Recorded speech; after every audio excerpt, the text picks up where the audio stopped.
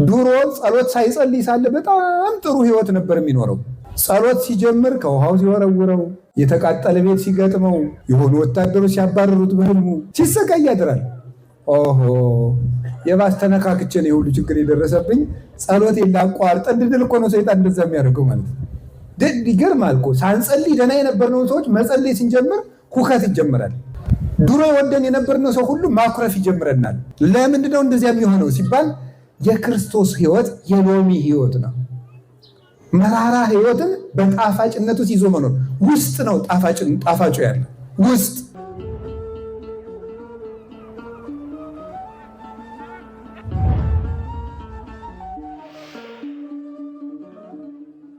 እንኳን አደረሳችሁ። በመካከላችን ተገኝቶ እንዲያስተምረን እንዲመክረን ቅዱስ ፈቃዱ ይሁንልን። ዛሬ በእስራኤል ሀገር ሁላችሁ እንደምታውቁት ሻባት ነው አይደለም? ስለዚህ ዛሬ የምንማማረው ስለ ሻባት ነው ማለት ነው። እስኪ ሻባት በሉ፣ ድገሙ፣ 3 አድርጉት። ሻባት ሰንበት ማለት ነው ወደኛ ሲመጣ። የቃሉ ደግሞ መሰረታዊ ፍቺ እረፍት ማለት ነው። ሻባት ማለት በዕብራይስጥ ቋንቋ ወደ ግዕዝ ሲመጣ ሰንበት ይሆናል። ፍቹ እረፍት ማለት ነው። ቃሉ ለመጀመሪያ ጊዜ የምናገኘው ኦሪት ዘፍጥረት ምዕራፍ 2 ቁጥር 3 ላይ የምናገኘው ነው። ዛሬ በአይሁድ ይሄ ነገር መከበር ከጀመረ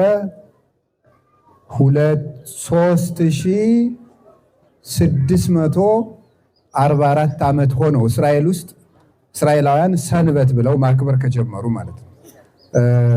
አሁን 17 ሲጨመርበት 17 እና 14 ስንት ነው? 31 ይሆናል። ወደ 51 ይሄዳል ማለት ነው። ወይም ወደ 61 3661 ዓመታትን ያስቆጠረ በዓል ነው ዛሬ እስራኤል የሚያከብሩት።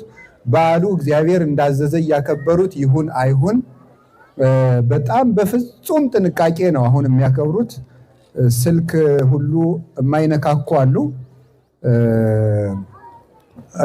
አሁን በተረዳሁት ደግሞ የሆቴል ሊፍቶቹ ሳይቀር የሻባት ሊፍት የሚባል እንዳለና ራሳቸው የነሱ እንዳይነኩ እየከፈቱ በየፍሎሩ እንደዚያ እንደሚያደርጉ ሁሉ ሰምቻለሁ። በፊትም የነበሩት ጌታ በተወለደ ጊዜም የነበሩት ቤት ሲቃጠል እንኳን የማይወጡ ነበሩ። ቤት ቢቃጠልም የማይሞቱ እግራቸው የማይንቀሳቀሱ ነበሩና የፋርስ ሰዎች የባቢሎን ሰዎች ሁሉ እየመጡ ሰንበታቸውን እየጠበቁ ያጠቋቸው ነበር። ፋርስ ማለት የዛሬዋ ኢራን ናት። እነዚህ ሁሉ እየመጡ ይወሯቸው ነበር፣ ግብፃውያንም ሌሎችም ጭምር ማለት ነው።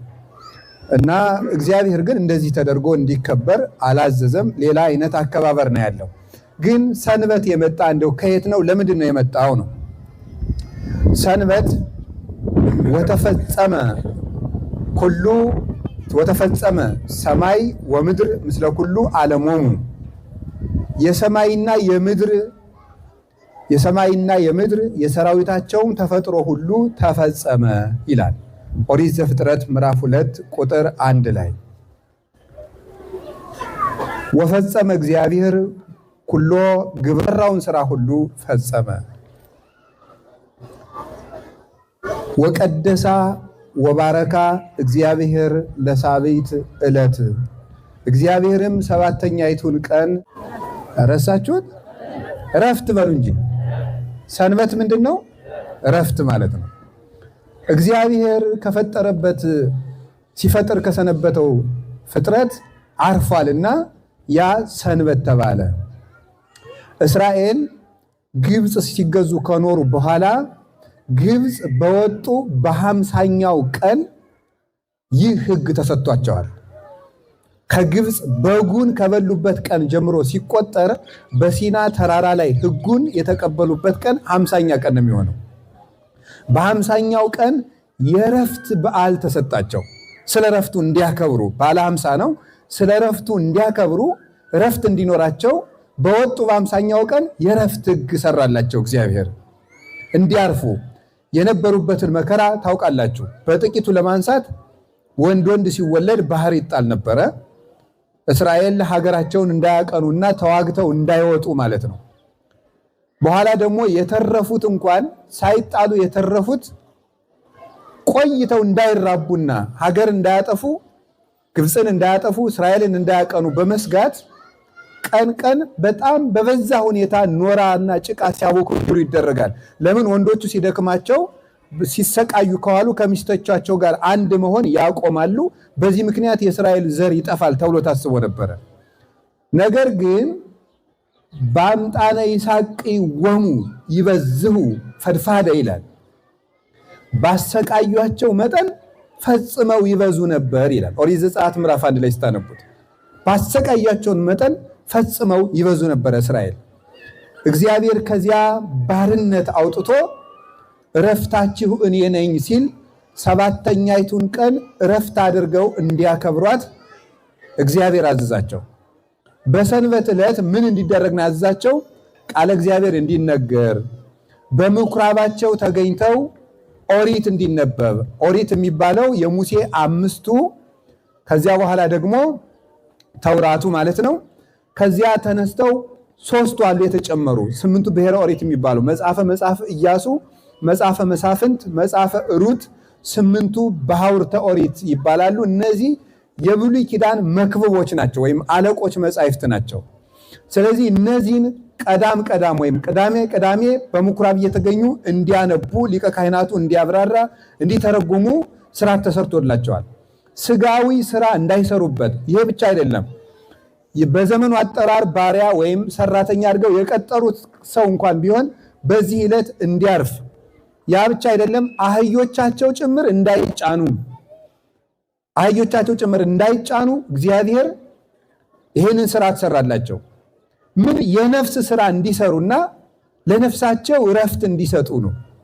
ይህን ያደረገበት ምክንያት እዚህን እረፍት ይዘው እግዚአብሔር አሳረፈን፣ ከግብፅ መከራ አሳረፈን። የማንጠቀምበትን ፒራሚድ ከመስራት፣ ጭቃ ከመውቀጥ፣ ወንድ ስንወለድ ባህር ከመጣል። እንዲሁም ራሄል የምትባል ሴት ነበረችና የግብፅን ፒራሚድ ለመስራት ጭቃ ስታወካ መንታ ልጆችን ጸንሳ ነበልና ምጧ መጣ። ሲመጣ ኧረ ምጥ መጣብኝ ስትል እዚያው ውለጁ የሰው ደም እንደውም ጭቃ ያተነክራል ብለዋታል።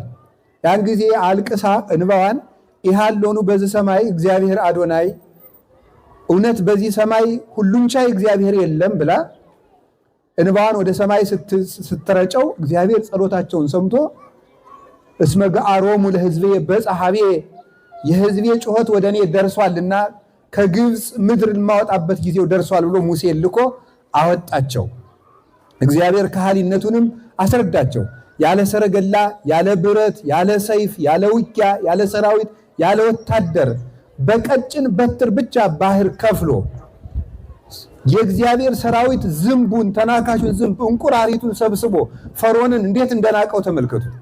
ፈርዖን በሰረገላው ሲመካ እንደውም የፈርዖን ፈረሶች ከኃይለኝነታቸው የተነሳ ሳር ከመብላት አልፈው ፍልጥ ደቆላቸው የሚመገቡ ኃይለኞች ነበሩ። ፈጣን ሰረገላ የነበረው። አሁን ብዙ ጊዜ ፈርዖን የሚባል አልነበረም፣ ውሸት ነው፣ እንደዚህ የሚባል የእስራኤል ታሪክ አፈ ታሪክ ነው የሚሉ የአፈቀላጤ እምነት የሌላቸው ሰዎች ሳይንቲስቶች ነበሩ። አሁን በአርኪኦሎጂ የፈርዖን ቅሪት ሁሉ ተገኝቷል፣ ተቆፍሮ እዚያው ቀይ ባህር ውስጥ። ያንን አድርጎ እግዚአብሔር ፈርዖን እንዴት ናቀው? በዚያ ሰረገላ በዘመኑ ስልጣኔ፣ በሰራዊት ብዛት፣ በህዝብ ብዛት፣ በግዛት አንድነትና ብዛት፣ በጦሩ ብዛት የሚመካውን ፈርዖንን እግዚአብሔር ምን አደረገው? ላንተ ሰራዊት ይዤ አልዋጋህም፣ ዝንብ ይበቃሃል ብሎ እግዚአብሔር የተዋጋው በዝንብ ነበረ። ዝንብ ይልክበታል፣ ይመረራል፣ እንቁራሪት ይልክበታል፣ ተሳቦ ትል፣ ቆርነናት፣ ቀንድ አውጣ ይትልበታል። በዚያ ተመሮ ነው ያወጣቸው። መጨረሻ ላይ በበትር ባህር ከፍሎ አሻግሯቸዋል። ከእንዲህ ያለ አሰቃቂ ባርነት ላወጣን እግዚአብሔር ምስጋና ይግባው እያሉ ሰንበትን እንዲያከብሩ፣ ፈጣሪያቸውን እንዲያስቡ፣ እረፍታችን አንተ ነህ እንዲሉ፣ ሕጉን እንዲያስቡበት፣ እግዚአብሔር መልካም እንዲያደርጉ፣ የታመመ እንዲጠይቁ፣ ለተራበ እንዲመግቡ፣ እርቅ እንዲፈጽሙ፣ ከሰው ጋር ሰላም እንዲያደርጉ ሰንበትን ሰራላቸው። አሁን ጌታችን መድኃኒታችን ኢየሱስ ክርስቶስ መጣና በዚች ምድር ከነሱ ተወልዶ ሲያስተምር የአይሁድ አንዱ ተቃውሟቸው ምንድን ነበር? ሰንበትን ይሽራል። ጌታ የተከሰሰበት አንዱ ክስ ሰንበትን ይሽራል።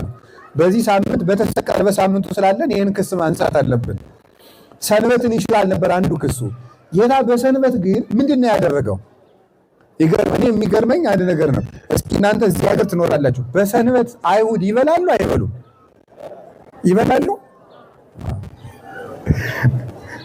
እና በሰንበት ወዲያ ወዲያ አንልም ነው የሚሉት። ምክንያቱም በኢሳይያስ አድሮ እግዚአብሔር በሰንበት በኤርምያስ አድሮ እጅና እግርህን አታንሳ ይላል። እጅና እግርህን አታንሳ ካለ ስጎርስ እጄ ይነሳል አይነሳም? እንዲህ አይነት ትርጉም የለም። ስጎርስ እጄ ሊነሳ ነው። አለችን እንዲያርጌ ለዋልና አለና የሰንበት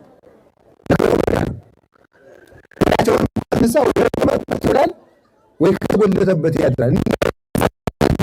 እንደዚህ ማለት የለም፣ መነሳትም የለም። ጉዳዩ እሱ አይደለም። እናንተ በሰንበት ቀን ሰው 8 ቀን ቢሞላው ትገዝሩት የለም ወይ አላቸው። ግዝረት የአይሁድ አንዱ ሕግ ነው። በሰንበት ሰው ትገዝሩት የለም ወይ አለ ጌታ። ድውይ ሰውስ ኧረ ሰንበት ነው ይሉ ነበረ። በሰንበት ሰው እየገዘራችሁ አይደለም ወይ? በሰንበት ሊቃነ ካህናቱ ረበናቱ መስዋዕት ያቀርቡ የለ በቤተ መቅደስ ይተአምሩኑ እያንበብክሙኑ ከመጽሐፍ ውስጥ ኦሪት ከመካህናት ዘውስተ መቅደስ ያረኩስዋ ለሰንበት ወይከውኑ ድንጋይ። በመቅደስ የሚያገለግሉት ካህናት ሰንበትን እንደሚሽሯትና እንደሚያስፈርሷት አታውቁም ያላቸው። በሰንበት ምን ያደርጋሉ? መስዋዕት ያቀርባሉ። እንግዲህ ብዙ አይነት መስዋዕት ነው ያለ። በኦሪት ዘሌዋውያን የተቀመጠው የደህንነት መስዋዕት፣ የመባቻ መስዋዕት፣ የቁርባን መስዋዕት የሚባል የኃጢአት መስዋዕት፣ በ5 አይነት መስዋዕቶች አሉ። ከነዚያ መስዋዕቶች በዕለተ ሰንበት ሲቀር በጉ ይታረዳል። በግ ማረድ ለምን ሰንበትን አይሽረውም? በጉ ሲንፈራገር ሳሩን ምን ያደርጉታል? ይጥሱታል፣ ይቆርጡታል። እንደገና መስዋዕት ለማቅረብ ጉልቻ ይጎልታሉ፣ እንጨት ይረበርባሉ፣ ይጸፈጽፋሉ፣ ስጋውን ይመትራሉ። የዚያ ጊዜ ሰንበቱ ይሻራል ወይ? እንደዚያ ከሆነ በሰንበት ለሰው ልጅ ረፍት ስለሰጠው ስለምን ትቃወሙኛላችሁ አላቸው። እንዲህ ጌታ በሰንበት ምንድን ነበር ያደረገው? በዕለተ ሰንበት እጁ እንደዚህ የታጠፈውን ሰው ነበር የዘረጋው። በዕለተ ሰንበት የጎበጠችውን እድሜ ዘመኗን በሙሉ የጎበጠችውን ሰው ነው ቀና ብለሽ ሂጂ ብሎ ቀና ብላ እንድትሄድ ያደረጋል። በዕለተ ሰንበት 38 ዓመት ተኝቶ የነበረውን ድውይ ነው አልጋህን ተሸክመ ቆም ያሉት። ሰንበት ነው ነበር ያሉት እነሱ። ጉዳዩ ለሰንበት ተጠንቅቀው አልነበረም በጊዜው የነበሩት አይሁድ። ምን ብለው ነው እንደዚያ የሚያደርጉት ሲባል እነሱ ክርስቶስን የጠበቁት እንደዚያ ስላልነበር ነው። ችግሩ እዚያ ላይ ነው።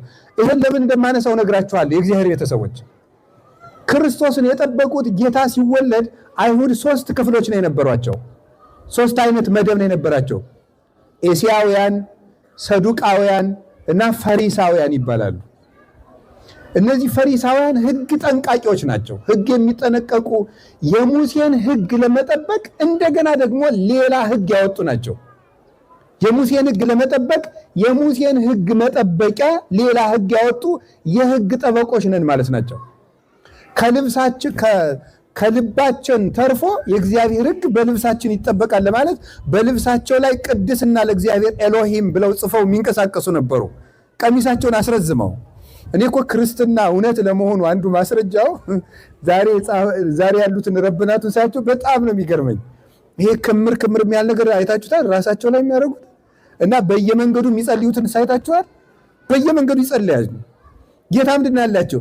አሌ ለክሙ ጸሐፍቶ ፈሪሳውያን ለተበልዑ አብያተ መበለት በምክንያት አንሆ ጸሎትክሙ። በየደረጃው በየመንገዱ በየአደባባዩ ሳትጸልዩ ጸሎተኛ እየመሰላችሁ የድሃ ቤት ለምትበሉ ፈሪሳውያን ወዮላችሁ ነው ያላቸው።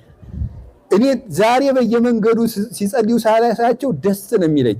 ለምን መሰላችሁ? የጌታን ትምህርት ስለሚያረጋግጡልኝ። ትናንትን ያሳዩኛል። ውሸት ነው የክርስቶስ ትምህርት እንዳይባል ምንም አርኪኦሎጂ ቁፋሮ ሳያስፈልገው የታሪክ ምርምር ሳያስፈልገው አይሁድን ማየት በቂ ነው ክርስቶስ እውነት ለመሆኑ። የትናንትናዎቹ ዛሬም አሉ። ክርስቶስ ላይ ምንድን ነበር ያደረጉበት? ምራቅ ነበር የተፉበት አይደል?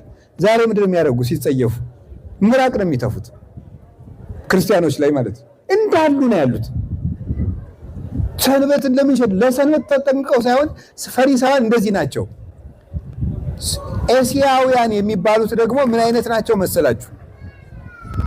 ኤሲያውያን ደግሞ የሚባሉት እንደዚህ እንደ ባይታዊ ሁነው በቁምራን ወይም ደግሞ ኩምራን አካባቢ ዴድሲ ወጣ ብሎ ሙት ባህር አካባቢ ዋሻዎች አሉ። አሁን መጽሐፈ ሄኖክም ተቆፍሮ የተገኘበት እዚህ አካባቢ ብሕትውና ይዘው የሚኖሩ ናቸው። ሰዱቃውያን የሚባሉ ደግሞ ሶስተኞች ክፍሎች ናቸው። እነዚህ ደግሞ ሆዳሞች ከፖለቲካ ጋር ገጥመው የሚበሉ ለእምነት ግድ የሌላቸው ግን የቤተ ክህነት ሰዎች ናቸው። ከቄሳር ጋር ተስማምተው የሚኖሩ ብቻ ሆዳችን ይሙላ ደረታችን ይቅላልን እንጂ እኛ ሃይማኖት ኖር አልኖረ ግድ የለን የሚሉ ከተሾመ ሰው ጋር ሁሉ እየተስማሙ እውነትን እያጣመሙ የሚኖሩ ናቸው። በዚያ ጊዜ ደግሞ ልብ በሉ፣ አይሁድ የነበሩት በማን ስር ነው? በቄሳር ስር ነው። ከመከራ ያላረፈ ህዝብ ነው እስራኤል። በነገራችሁ ላይ ኢሳይያስ ምን ይላል? በአንድ በኩል ዛሬ ያለችውን እስራኤልም ሳያትም እኔ ደስ ይለኛል። እስራኤል እንደ ጢስ ናት ይላል ኢሳይያስ። የእኛ ሊቃውንት ሲተረጉም ይላሉ ጢስ ላይን እንደማይመቸው እስራኤል ለጠላት አትመችም ይላሉ። ጢስ ላይን ይመቻል አይመችም? አይመችም። እስራኤል ለጠላት አትመችም ይላሉ። መከራም አያጣትም፣ ድልም አያጣትም። ይህ ከእግዚአብሔር የተሰጣት ነው። በፊት ቀድመው ጌታ ከመወለዱ 580 ዓመት ቀድመው ናቡከደነጾር የሚባለው ይቅርታ፣ ልክ ነው። ናቡከደነጾር ሁለቱን ነገድ እዚህ ኢየሩሳሌም የነበረው ነገደ ብንያምና ነገደ ይሁዳ የሚባለው ሁለቱ ነገድ ነበር እዚህ የነበረው። ይህንን ወደ ባቢሎን ማርኮ ወሰደ። ስልምናሶር የሚባለው ደግሞ 10ሩን ነገድ የ10ሩ ነገድ መንግስት ሰማሪያ ነው ዋና ከተማው፣ ሰሜን እስራኤል ማለት ነው። ሰሜን እስራኤል ነበር የነበረው። 10ሩን ነገድ ደግሞ ስልምናሶር ወደ ፋርስ ተካፍሎ ወስዷቸው ነበረ። ከዚያ ተመልሰው ጥቂት እንዳረፉ ደግሞ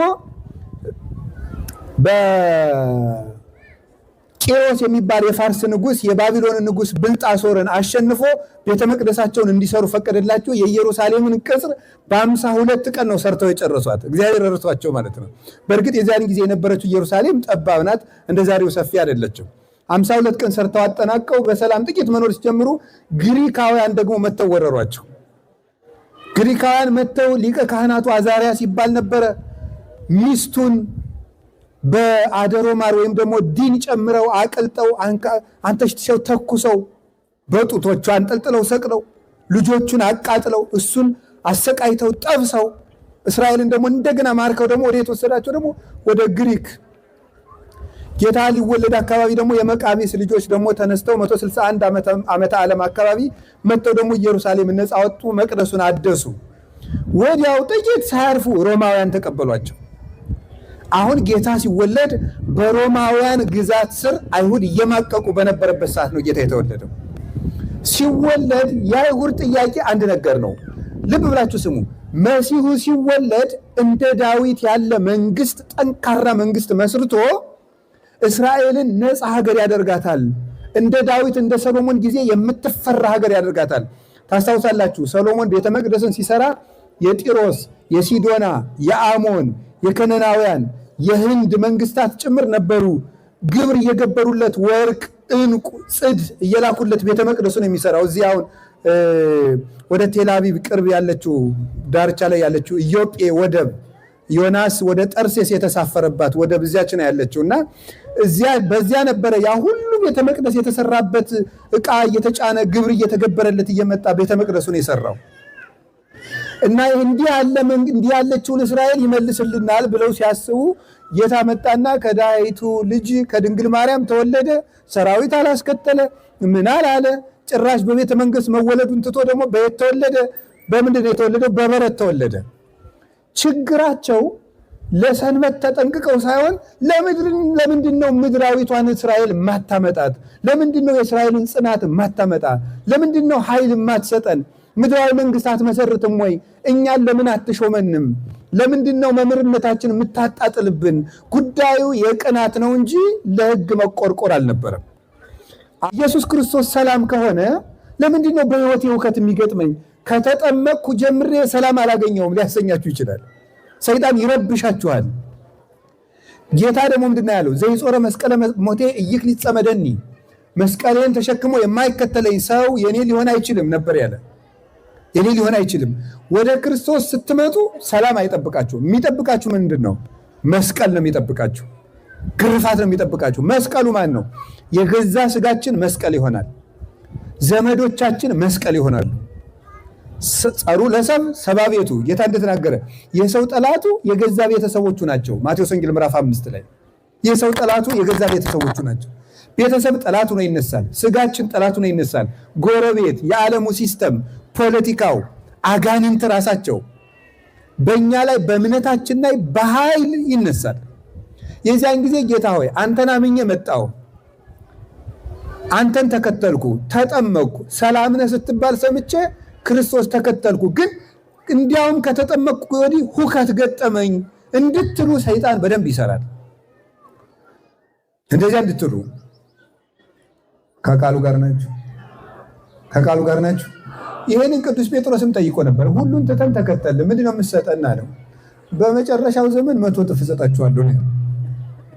የምድር ነገር ጠብቃችሁ እንዲያው እዚህም ደግሞ በይሁዲ እምነት ያላችሁ ልትጠመቁ ያሰባችሁ ትኖራላችሁ።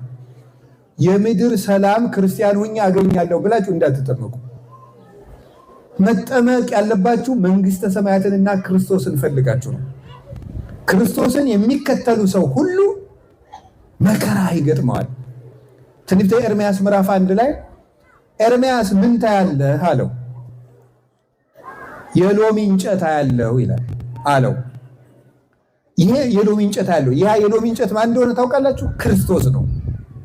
ጌታችን ኢየሱስ ክርስቶስ እናያሳየው ኤርምያስ ለኤርምያስ የሎሚ እንጨት ይላል ቅዱስ ሳዊሮስ ዘአንጾኪያ ሲተረጉም፣ ውጩ መራራ ነው ይላል። ቅርፍቱ አይለበልብም፣ ይመራል።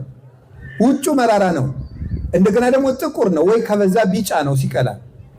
ወንተ ውስጡሰ መዓር ጻዳ ወመዓርዕር ጣዕሙ፣ ውስጡ ግን ነጭ ነው፣ ጣዕሙም ደስ ያሰኛል ይላል።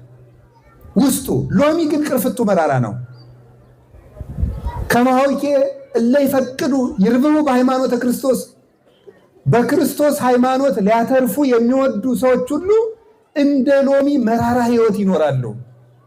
ውስጡ ግን የጣፈጠ ህይወት ነው የሚኖሩት ብሎ ይነገራል። ሎሚውን ጠብቃችሁ ነው በአፋዊ ህይወታችሁ፣ በትዳራችሁ፣ በንግዳችሁ፣ በስራችሁ ክርስቲያን በመሆናችሁ ምክንያት ልትገፉ ትችላላችሁ። እሱ ራሱ ግን ሽልማታችሁ ነው። እሱ ራሱ ትርፋችሁ ነው። የክርስቶስ እኮ መስቀሉ ነው አይደል? ትንሣኤውን ይዞ የመጣ ጌታ ባይሰቀል ይነሳል? አንድ ጥያቄ ልጠይቃችሁ። ከሐሙስ ማታ ወደ ሐሙስ ሌሊት ስትሄዱ ለትንሣኤው እየራቅን ነው እየቀረብን ነው የምንመጣው? ከአርብ ጠዋት ወደ አርብ 6 ሰዓት ስትሄዱ ለትንሣኤው እየቀረብን ነው እየራቅን ነው? በዚያው ግን መከራው ምን እያለ የሚመጣው? እየጨመረ ነው። መከራ ሲጨምር ትንሣኤ ይጨምራል። ትንሣኤ ሊመጣ ሲል መከራ ይጨምራል። እንደዚህ ነው ክርስትና። ያንን ሊያስተምር ነበር። በሰንበት ይደሉኬ ገቢረ ሰናይ በሰንበት፣ እንግዲያውማ በሰንበት መልካም ማድረግ ይገባል ብሎ የነገራቸው እና እኛም አሁን ያለን ክርስቲያኖች እንደ ፈሪሳውያን ምድራዊ ነገር ስናጣ ማጉረምረም፣ ጌታ ሆይ ወዴት አለ? እንደውም አንዳንዱ ሰው ምን ይገጥመዋል መሰላችሁ? ድሮ ጸሎት ሳይጸልይ ሳለ በጣም ጥሩ ህይወት ነበር የሚኖረው። ጸሎት ሲጀምር ከውሃው ሲወረውረው፣ የተቃጠለ ቤት ሲገጥመው፣ የሆኑ ወታደሮች ሲያባረሩት፣ በህልሙ ሲሰቃይ ያድራል። ኦሆ የባስ ተነካክቼ ነው የሁሉ ችግር የደረሰብኝ፣ ጸሎት ላቋርጥ እንድንል እኮ ነው ሰይጣን እንደዛ የሚያደርገው ማለት ነው። ይገርማል እኮ ሳንጸልይ ደህና የነበርነው ሰዎች መጸለይ ስንጀምር ሁከት ይጀምራል። ድሮ የወደን የነበርነው ሰው ሁሉ ማኩረፍ ይጀምረናል። ለምንድነው እንደዚያ የሚሆነው ሲባል የክርስቶስ ህይወት የሎሚ ህይወት ነው። መራራ ህይወትን በጣፋጭነቱ ይዞ መኖር ውስጥ ነው ጣፋጩ ያለ ውስጥ። መንግስተ ሰማያት የተዳፈነች ዕንቁን ትመስላለች ያለ ለዚህ ነበረ። እርሻ ውስጥ የተዳፈነ ዕንቁን ግን የምታወጣው ቆፍረ ደግመ ነው። ቅዱስ ዮሐንስ አፈወርቅ ምን ይላል? ወርቅ የሚቆፍር ሰው ሲቆፍር ሆኖ ብሎ የበቆሎ ፍሬ የምታክል ወርቅ ቢያገኝ ቁፋሮውን ይጨምራል ወይስ ያቆማል ብሎ ይጠይቃል። ምን ያደርጋል? ንገሩኝ እንጂ ይጨምራል። ግን ድካም አለው። ግን ወደ ዋናው ወርቅ ልደርስ ነው ይላል። ትንንሽ በረከቶችን ካገኘን አሁን ቁፋሯችን መጨመር ነው። ቁፋሮ ጠለቅ ሲል ግን አየር ማግኘታችን እየቀነሰ እየታፈን እየጨነቀን እየጨለመ ይመጣል። ግን ወደ ወርቁ እየቀረብን ነው የምንመጣው። ክርስትና እንደዚያ ነው። ወደ ክርስቶስ ስንቀርብ ጨለማዎቹ መከራዎቹ እየጸኑ ይመጣሉ። መጨረሻ ላይ ግን የጌታ ብርሃን ከኛ ጋር ይሆናል። ያንን ነው ነግራችሁ የፈለግኩ። ስለ ሰንበት ላውጋችሁ። ሰንበት በሉ እና አይሁድ ሰንበትን የተቃወሙበት ምክንያት ያ ነው እንጂ እንደ ጌታ እኮ አንድ ቀን ጠይቃቸው፣ ቆይ እናንተ ግን ምን አድርጊያችሁ ነው ግን እንደ ሁልጊዜ የምትቃወሙኝ የምትገሉኝ ድንጋይ የምታነሱ ለምንድን ነው አላቸው። በእንተ ሰናይሰ ግብርከ እንወግረከ፣ ስለ ጥሩ ስራ እኮ አንወግርህም። እንዲሁ ስታበላ እንጀራ ስታበረክት እኮ ጥሩ ነህ አሉት። እንዲሁ ድውይ ስትፈውስ ጥሩ ነህ። ችግሩ እኛን እየነካካን ነው። እኛን እየነካን ነውራችን እያወጣብን ነው። ምድራዊ ምቾት ፈልገው ነው እንጂ ስለ ሰንበት ተቆርቁሮ አይደለም። ሰንበትንስ እንደውም ያከበራት ጌታ ነው። በእውነት የአይሁድን ሰንበት ያከበረ ማን ነው? ጌታ ነው። በትክክል ሰንበትን ያከበረ እሱ ነው። ምን አድርጎ? ክርስቶስ ሰንበትን ሻረ አይባልም። ሰንበትን አከበረ። እንደውም ምን አድርጎ ነው ያከበረ? ሰንበትን ማክበር እኮ ማለት መልካም ማድረግ ማለት ነው። ምን አደረገ? ሽባውን ተረተረው። ምን አደረገው? ሸክም አቀለለ። ምን አደረገ? ጎባጣ ቀና። ምን አደረገ? ለታወቁት ረፍት ሰጣቸው። ታዲያ ሰንበት ማለት ረፍት ከሆነ ሽባው እንዲህ ተዘርግቶ የሚሰቃየውን ሰውዬ ከደዌው ሲያሳርፈው ሰንበት አይደለም? እንደ አቅማዳ ተሰፍታ የነበረችውን ማንም ያላያትን ሰርታ የመብላት ሰው ከደረሰበት የመድረስ ናፍቆት የነበረባትን ሴት ቀና ባይ አንቺ ሴት ሲላት ረፍት ሲሰጣት፣ ሰው ከዋለበት ሲያውላት፣ ሰው ከደረሰበት ሲያደርሳት ረፍት ሲሰጥ ሄዶ ሰንበትን ማክበር። ሰንበትን ያከበረ ክርስቶስ ነው። አልታወቅም እንጂ አይሁድ ካከበሩት ይልቅ ሰንበትን ያከበረ መድኃኔዓለም። ሰንበትን ማክበር ማቴዎስ 12 ላይ ምን አላቸው? ሰንበትን ማክበር መልካም ማድረግ ነው አለችው። እስቲ በሉ ዘመዶች፣ ምን ማድረግ ነው? መልካም ማድረግ ነው። ወደ መሰረታዊ ይሄ እንግዲህ ሰምና የነገርኳችሁ ወደ ወርቁ ልውሰዳችሁ። ሰምና ወርቅ ታውቃላችሁ? እሺ ካወቃችሁ ወደ ሰምና ወርቁ ልውሰድ፣ ወደ ወርቁ ልውሰዳችሁ። አሁን እኛ ራሱ ቀዳሚት ሰንበት እንደ አይሁድ አይደለችም እንጂ ለእኛም ሰንበት ናት። አይደለም ነው።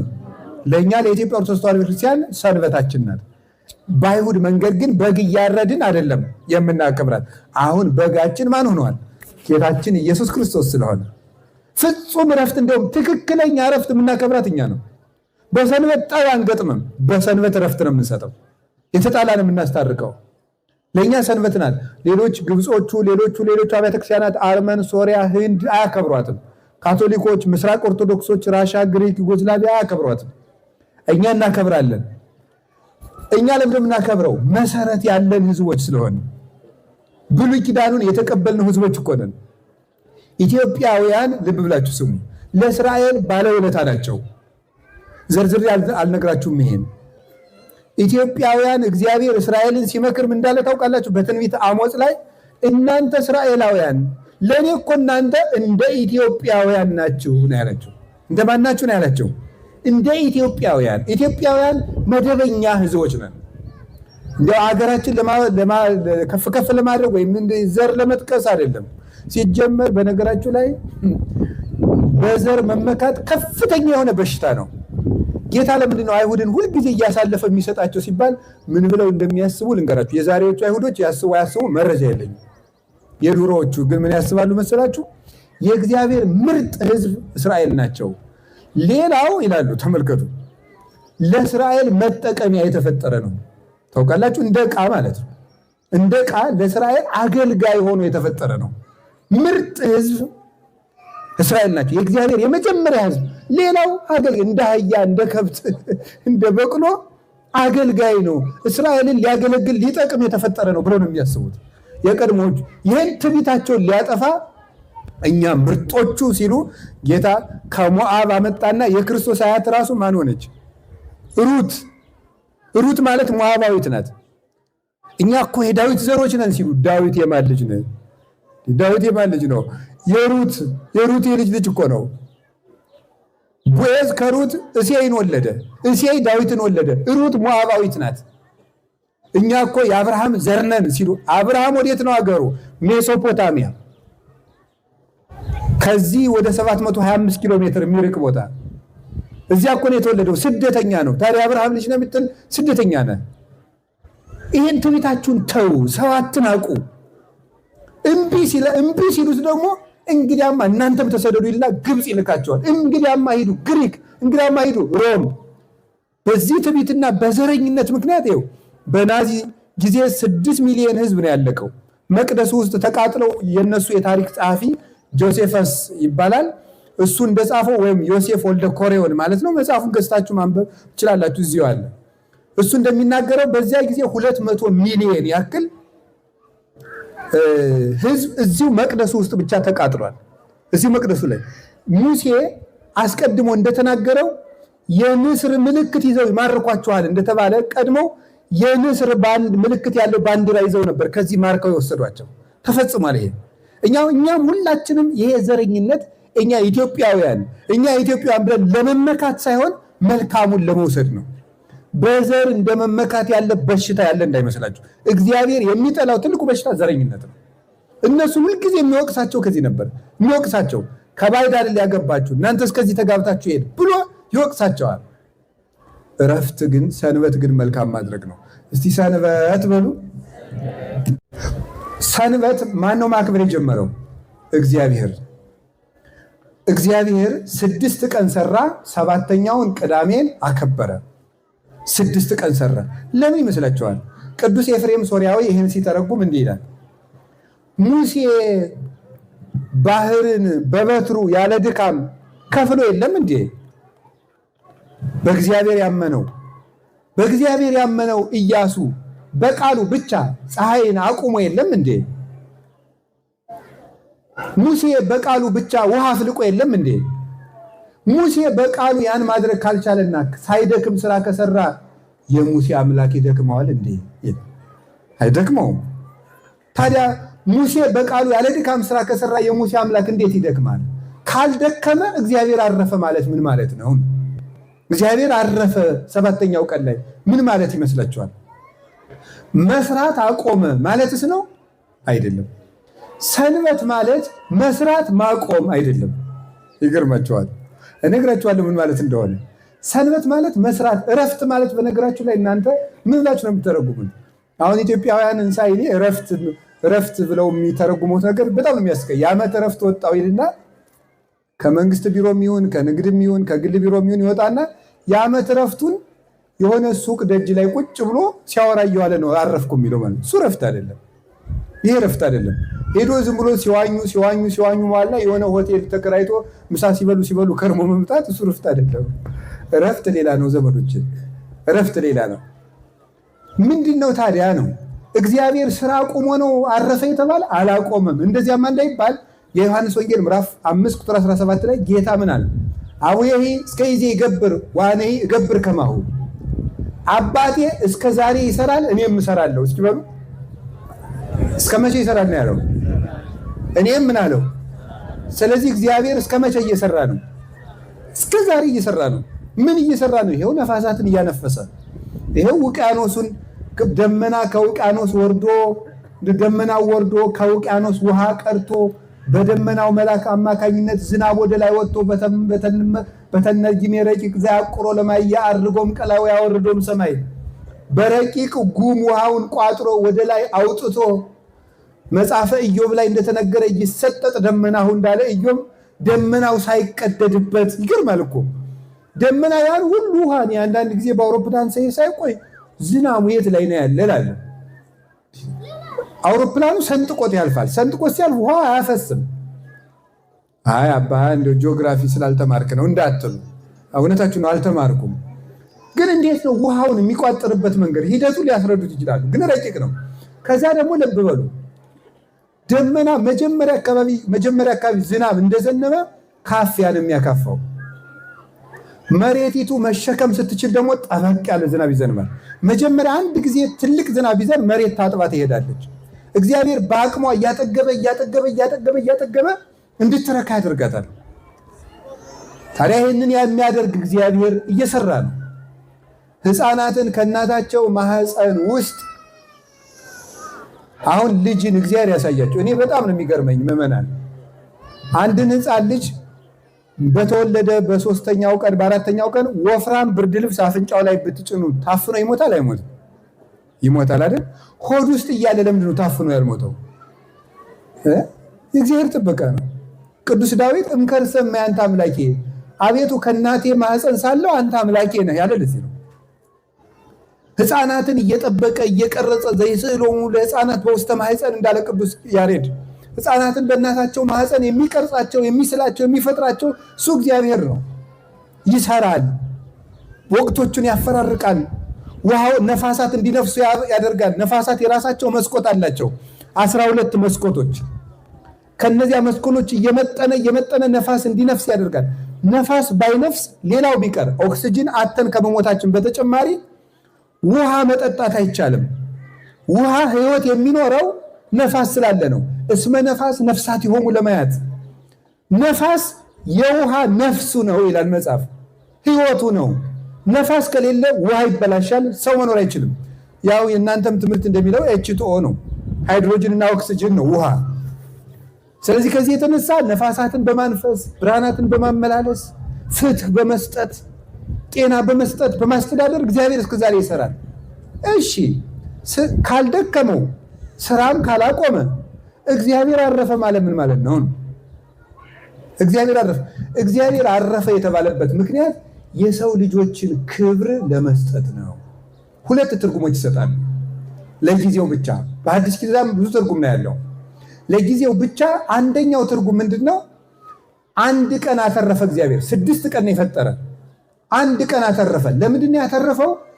አይ ቀን አልቆበት ነው እንጂ ፍጥረት እኮ አልጨረሰም ነበር እንዳይባል፣ የምፈልገውን ያህል ፍጥረት ፈጥሬ ጨርሻለሁ፣ ቀን አልቆብኝ አይደለም። አንድ ቀን ያተረፈበት ምክንያት ይሄ ነው። 6 ቀን እግዚአብሔር የሰራው ለምንድን ነው? አንድ ቀን መስራት አይችልም እግዚአብሔር? አንድ ቀን ብቻ አይደለም፣ አንድ ቅጽበት ቢያስብ መስራት አይቻለው? ይችላል? አይችልም? ለምንድን ነው 6 ቀን የፈጀው ይህንን ዓለም ለመፍጠር? ለምን ይመስላችኋል? መንፈሳዊ ትርጉሙን ነግራችኋል። ለጊዜው ግን ሁሉ የሚደረገው በጊዜ ነው። በምንድን ነው? የጊዜን ጥቅም እንድናውቅ ነው። የጊዜን ጥቅም ዘመዶች፣ እኛውን 30 ዓመት 40 ዓመት የሞላን እዚህ ውስጥ አለን። እድሜያችሁን በደንብ አስቡት። ላለፈው አልወቅሳችሁም፣ ለሚመጣው ግን እንድታስቡ ነው። 6 ቀን ዓለም የተፈጠረበት ቀን ነው። ስንት ቀን? እግዚአብሔር በ6 ቀን ዓለምን ፈጠረ። የጊዜን ጥቅም ይሁት ጎበዝ። 6 ቀን ማለት ዓለም የተፈጠረበት ነው። በቤተ ክርስቲያን አስተምህሮ 20 ዓለም ነው እግዚአብሔር የፈጠረው። 20 ዓለም። አሁን የምንኖርባት ዓለም 1/20ኛዋ ናት ማለት ነው። አፍሪካ፣ አንታርክቲካ፣ አውሮፓ፣ አውስትራሊያ። ሰንበት ማነው ማክበር የጀመረው? እግዚአብሔር። እግዚአብሔር 6 ቀን ሰራ፣ 7ኛውን ቅዳሜን አከበረ። 6 ቀን ሰራ። ለምን ይመስላችኋል? ቅዱስ ኤፍሬም ሶርያዊ ይህን ሲተረጉም እንዲህ ይላል። ሙሴ ባህርን በበትሩ ያለ ድካም ከፍሎ የለም እንዴ? በእግዚአብሔር ያመነው ኢያሱ በቃሉ ብቻ ፀሐይን አቁሞ የለም እንዴ? ሙሴ በቃሉ ብቻ ውሃ አፍልቆ የለም እንዴ? ሙሴ በቃሉ ያን ማድረግ ካልቻለና ሳይደክም ስራ ከሰራ የሙሴ አምላክ ይደክመዋል እንዴ? አይደክመውም። ታዲያ ሙሴ በቃሉ ያለ ድካም ስራ ከሰራ የሙሴ አምላክ እንዴት ይደክማል? ካልደከመ እግዚአብሔር አረፈ ማለት ምን ማለት ነው? እግዚአብሔር አረፈ 7ኛው ቀን ላይ ምን ማለት ይመስላችኋል? መስራት አቆመ ማለትስ ነው? አይደለም። ሰንበት ማለት መስራት ማቆም አይደለም። ይገርማችኋል። እነግራችኋለሁ ምን ማለት እንደሆነ። ሰንበት ማለት መስራት፣ እረፍት ማለት በነገራችሁ ላይ እናንተ ምን ብላችሁ ነው የምትተረጉሙት? አሁን ኢትዮጵያውያን እንሳይኔ እረፍት ብለው የሚተረጉሙት ነገር በጣም ነው የሚያስቀኝ። የዓመት እረፍት ወጣው ይልና ከመንግስት ቢሮም ይሁን ከንግድም ይሁን ከግል ቢሮም ይሁን ይወጣና የዓመት እረፍቱን የሆነ ሱቅ ደጅ ላይ ቁጭ ብሎ ሲያወራ እየዋለ ነው አረፍኩ የሚለው ማለት። እሱ እረፍት አይደለም። ይሄ ረፍት አይደለም። ሄዶ ዝም ብሎ ሲዋኙ በኋላ የሆነ ሆቴል ተከራይቶ ምሳ ሲበሉ ከርሞ መምጣት እሱ ረፍት አይደለም። ረፍት ሌላ ነው ዘመዶች፣ ረፍት ሌላ ነው። ምንድነው ታዲያ ነው? እግዚአብሔር ስራ ቆሞ ነው አረፈ የተባለ? አላቆመም። እንደዚያማ እንዳይባል የዮሐንስ ወንጌል ምዕራፍ 5 ቁጥር 17 ላይ ጌታ ምን አለ? አቡዬ እስከ ይዜ ይገብር ዋኔ እገብር ከማሁ፣ አባቴ እስከ ዛሬ ይሰራል እኔም እሰራለሁ። እስኪ በሉ እስከ መቼ ይሰራል ነው ያለው? እኔም ምን አለው? ስለዚህ እግዚአብሔር እስከ መቼ እየሰራ ነው? እስከ ዛሬ እየሰራ ነው። ምን እየሰራ ነው? ይሄው ነፋሳትን እያነፈሰ፣ ይሄው ውቅያኖሱን ደመና ከውቅያኖስ ወርዶ ደመናው ወርዶ ከውቅያኖስ ውሃ ቀርቶ በደመናው መልአክ አማካኝነት ዝናብ ወደ ላይ ወጥቶ በተነጊሜ ረቂቅ ዘያቁሮ ለማያ አድርጎም ቀላው ያወርዶም ሰማይ በረቂቅ ጉም ውሃውን ቋጥሮ ወደ ላይ አውጥቶ መጽሐፈ ኢዮብ ላይ እንደተነገረ ይሰጠጥ ደመናሁ እንዳለ ኢዮብ ደመናው ሳይቀደድበት ይገርማል እኮ ደመና ያን ሁሉ ውሃን አንዳንድ ጊዜ በአውሮፕላን ሳይቆይ ዝናቡ የት ላይ ነው ያለ እላለሁ። አውሮፕላኑ ሰንጥቆት ያልፋል። ሰንጥቆት ሲያልፍ ውሃ አያፈስም። አይ አባ እንደው ጂኦግራፊ ስላልተማርክ ነው እንዳትሉ፣ እውነታችሁ ነው አልተማርኩም። ግን እንዴት ነው ውሃውን የሚቋጥርበት መንገድ ሂደቱን ሊያስረዱት ይችላሉ። ግን ረቂቅ ነው። ከዛ ደግሞ ልብ በሉ ደመና መጀመሪያ አካባቢ ዝናብ እንደዘነበ ካፊያ ነው የሚያካፋው። መሬቲቱ መሸከም ስትችል ደግሞ ጠበቅ ያለ ዝናብ ይዘንባል። መጀመሪያ አንድ ጊዜ ትልቅ ዝናብ ይዘን መሬት ታጥባ ትሄዳለች። እግዚአብሔር በአቅሟ እያጠገበ እንድትረካ ያደርጋታል።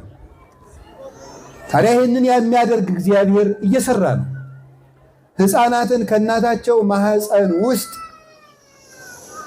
አሁን ልጅን እግዚአብሔር ያሳያቸው። እኔ በጣም ነው የሚገርመኝ ምዕመናን፣ አንድን ሕፃን ልጅ በተወለደ በ3ኛው ቀን በ4ኛው ቀን ወፍራም ብርድ ልብስ አፍንጫው ላይ ብትጭኑ ታፍኖ ይሞታል አይሞትም? ይሞታል አይደል? ሆድ ውስጥ እያለ ለምንድን ነው ታፍኖ ያልሞተው? የእግዚአብሔር ጥበቃ ነው። ቅዱስ ዳዊት እምከርሰ አንተ አምላኬ፣ አቤቱ ከእናቴ ማህፀን ሳለው አንተ አምላኬ ነህ ያለ ለዚህ ነው። ሕፃናትን እየጠበቀ እየቀረጸ ዘይስዕሎሙ ለሕፃናት በውስተ ማህፀን እንዳለ ቅዱስ ያሬድ ሕፃናትን በእናታቸው ማህፀን የሚቀርጻቸው የሚስላቸው የሚፈጥራቸው እሱ እግዚአብሔር ነው። ይሰራል፣ ወቅቶቹን ያፈራርቃል፣ ውሃው ነፋሳት እንዲነፍሱ ያደርጋል። ነፋሳት የራሳቸው መስኮት አላቸው፣ 12 መስኮቶች። ከነዚያ መስኮቶች እየመጠነ ነፋስ እንዲነፍስ ያደርጋል። ነፋስ ባይነፍስ ሌላው ቢቀር ኦክሲጅን አተን ከመሞታችን በተጨማሪ ውሃ መጠጣት አይቻልም። ውሃ ህይወት የሚኖረው ነፋስ ስላለ ነው። እስመ ነፋስ ነፍሳት ይሆሙ ለማያት፣ ነፋስ የውሃ ነፍሱ ነው ይላል መጽሐፍ፣ ህይወቱ ነው። ነፋስ ከሌለ ውሃ ይበላሻል፣ ሰው መኖር አይችልም።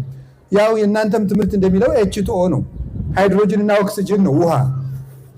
ስለዚህ ከዚህ የተነሳ ነፋሳትን በማንፈስ ብርሃናትን በማመላለስ ፍትህ በመስጠት ጤና በመስጠት በማስተዳደር እግዚአብሔር እስከዛሬ ይሰራል። እሺ ካልደከመው ስራም ካላቆመ እግዚአብሔር አረፈ ማለት ምን ማለት ነው? እግዚአብሔር አረፈ የተባለበት ምክንያት የሰው ልጆችን ክብር ለመስጠት ነው። 2 ትርጉሞች ይሰጣሉ። ለጊዜው ብቻ በአዲስ ኪዳን ብዙ ትርጉም ነው ያለው። ለጊዜው ብቻ አንደኛው ትርጉም ምንድነው? አንድ ቀን አተረፈ እግዚአብሔር። 6 ቀን ነው የፈጠረ፣ አንድ ቀን አተረፈ። ለምንድን ነው ያተረፈው? አይ ቀን አልቆበት ነው እንጂ ፍጥረት እኮ አልጨረሰም ነበር እንዳይባል፣ የምፈልገውን ያህል ፍጥረት ፈጥሬ ጨርሻለሁ፣ ቀን አልቆብኝ አይደለም። አንድ ቀን ያተረፈበት ምክንያት ይሄ ነው። 6 ቀን እግዚአብሔር የሰራው ለምንድን ነው? አንድ ቀን መስራት አይችልም እግዚአብሔር? አንድ ቀን ብቻ አይደለም፣ አንድ ቅጽበት ቢያስብ መስራት አይቻለው? ይችላል? አይችልም? ለምንድን ነው 6 ቀን የፈጀው ይህንን ዓለም ለመፍጠር? ለምን ይመስላችኋል? መንፈሳዊ ትርጉሙን ነግራችኋል።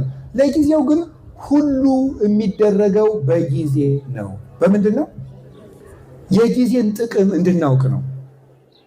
የጊዜን ጥቅም ዘመዶች፣ እኛውን 30 ዓመት 40 ዓመት የሞላን እዚህ ውስጥ አለን። እድሜያችሁን በደንብ አስቡት። ላለፈው አልወቅሳችሁም፣ ለሚመጣው ግን እንድታስቡ ነው። 6 ቀን ዓለም የተፈጠረበት ቀን ነው። ስንት ቀን? እግዚአብሔር በ6 ቀን ዓለምን ፈጠረ። የጊዜን ጥቅም ይሁት ጎበዝ። 6 ቀን ማለት ዓለም የተፈጠረበት ነው። በቤተ ክርስቲያን አስተምህሮ 20 ዓለም ነው እግዚአብሔር የፈጠረው 20 ዓለም። አሁን የምንኖርባት ዓለም 1/20ኛዋ ናት ማለት ነው። አፍሪካ፣ አንታርክቲካ፣ አውሮፓ፣ አውስትራሊያ እንኳን በ6 ቀን በ60 ዓመት ምን ሰራችሁ? 60 ዓመት ሙሉ ስናበላሽ ሊኖር ነው። እግዚአብሔር ይቅር ይበለን፣ እኔንም ይጨምራል። አይዟችሁ፣ አብረን ኃጢአተኛ መሆናችን አይጠቅማችሁም እንጂ እኔም ጭምር ነኝ። እንዲሁ 6 ቀን እግዚአብሔር እንደው እንድታስቡ ነው። 6 ቀን እኮ እግዚአብሔር ዓለምን የፈጠረበት ነው። እኔ በ40 ዓመት 30 ዓመት ምን ሰራው? ግን በትናንት እንዳታዝኑ፣ ለነገ ነው መኖር። የሰው ልጅ አንዱ ችግሩ ምንድን ነው? ምን ይባላል? ትናንትን ያደንቃል፣ ዛሬን ይንቃል፣ ነገን ይጠብቃል ይባላል። ትናንትን ያደንቃል ማለት አይ የዛሬ 10 ዓመት ብታየኝ እኮ እንዴት ጥሩ ሰው ነበርኩ ይላል አንዳንድ ሰው። ሰምታችሁ ታውቃላችሁ? ግን ሊቃውንቱ ምን ይላሉ? ዛሬ በጣም ተበላሽተህ ነው እንጂ ትናንት ጥሩ ሰው ስለነበርክ አይደለም ይላል። ትናንት የተሻለ የመሰለ ዛሬ በጣም ስለሆንክ ነው ይላል። እና ትናንትን ዞር ብላችሁ አትዩት።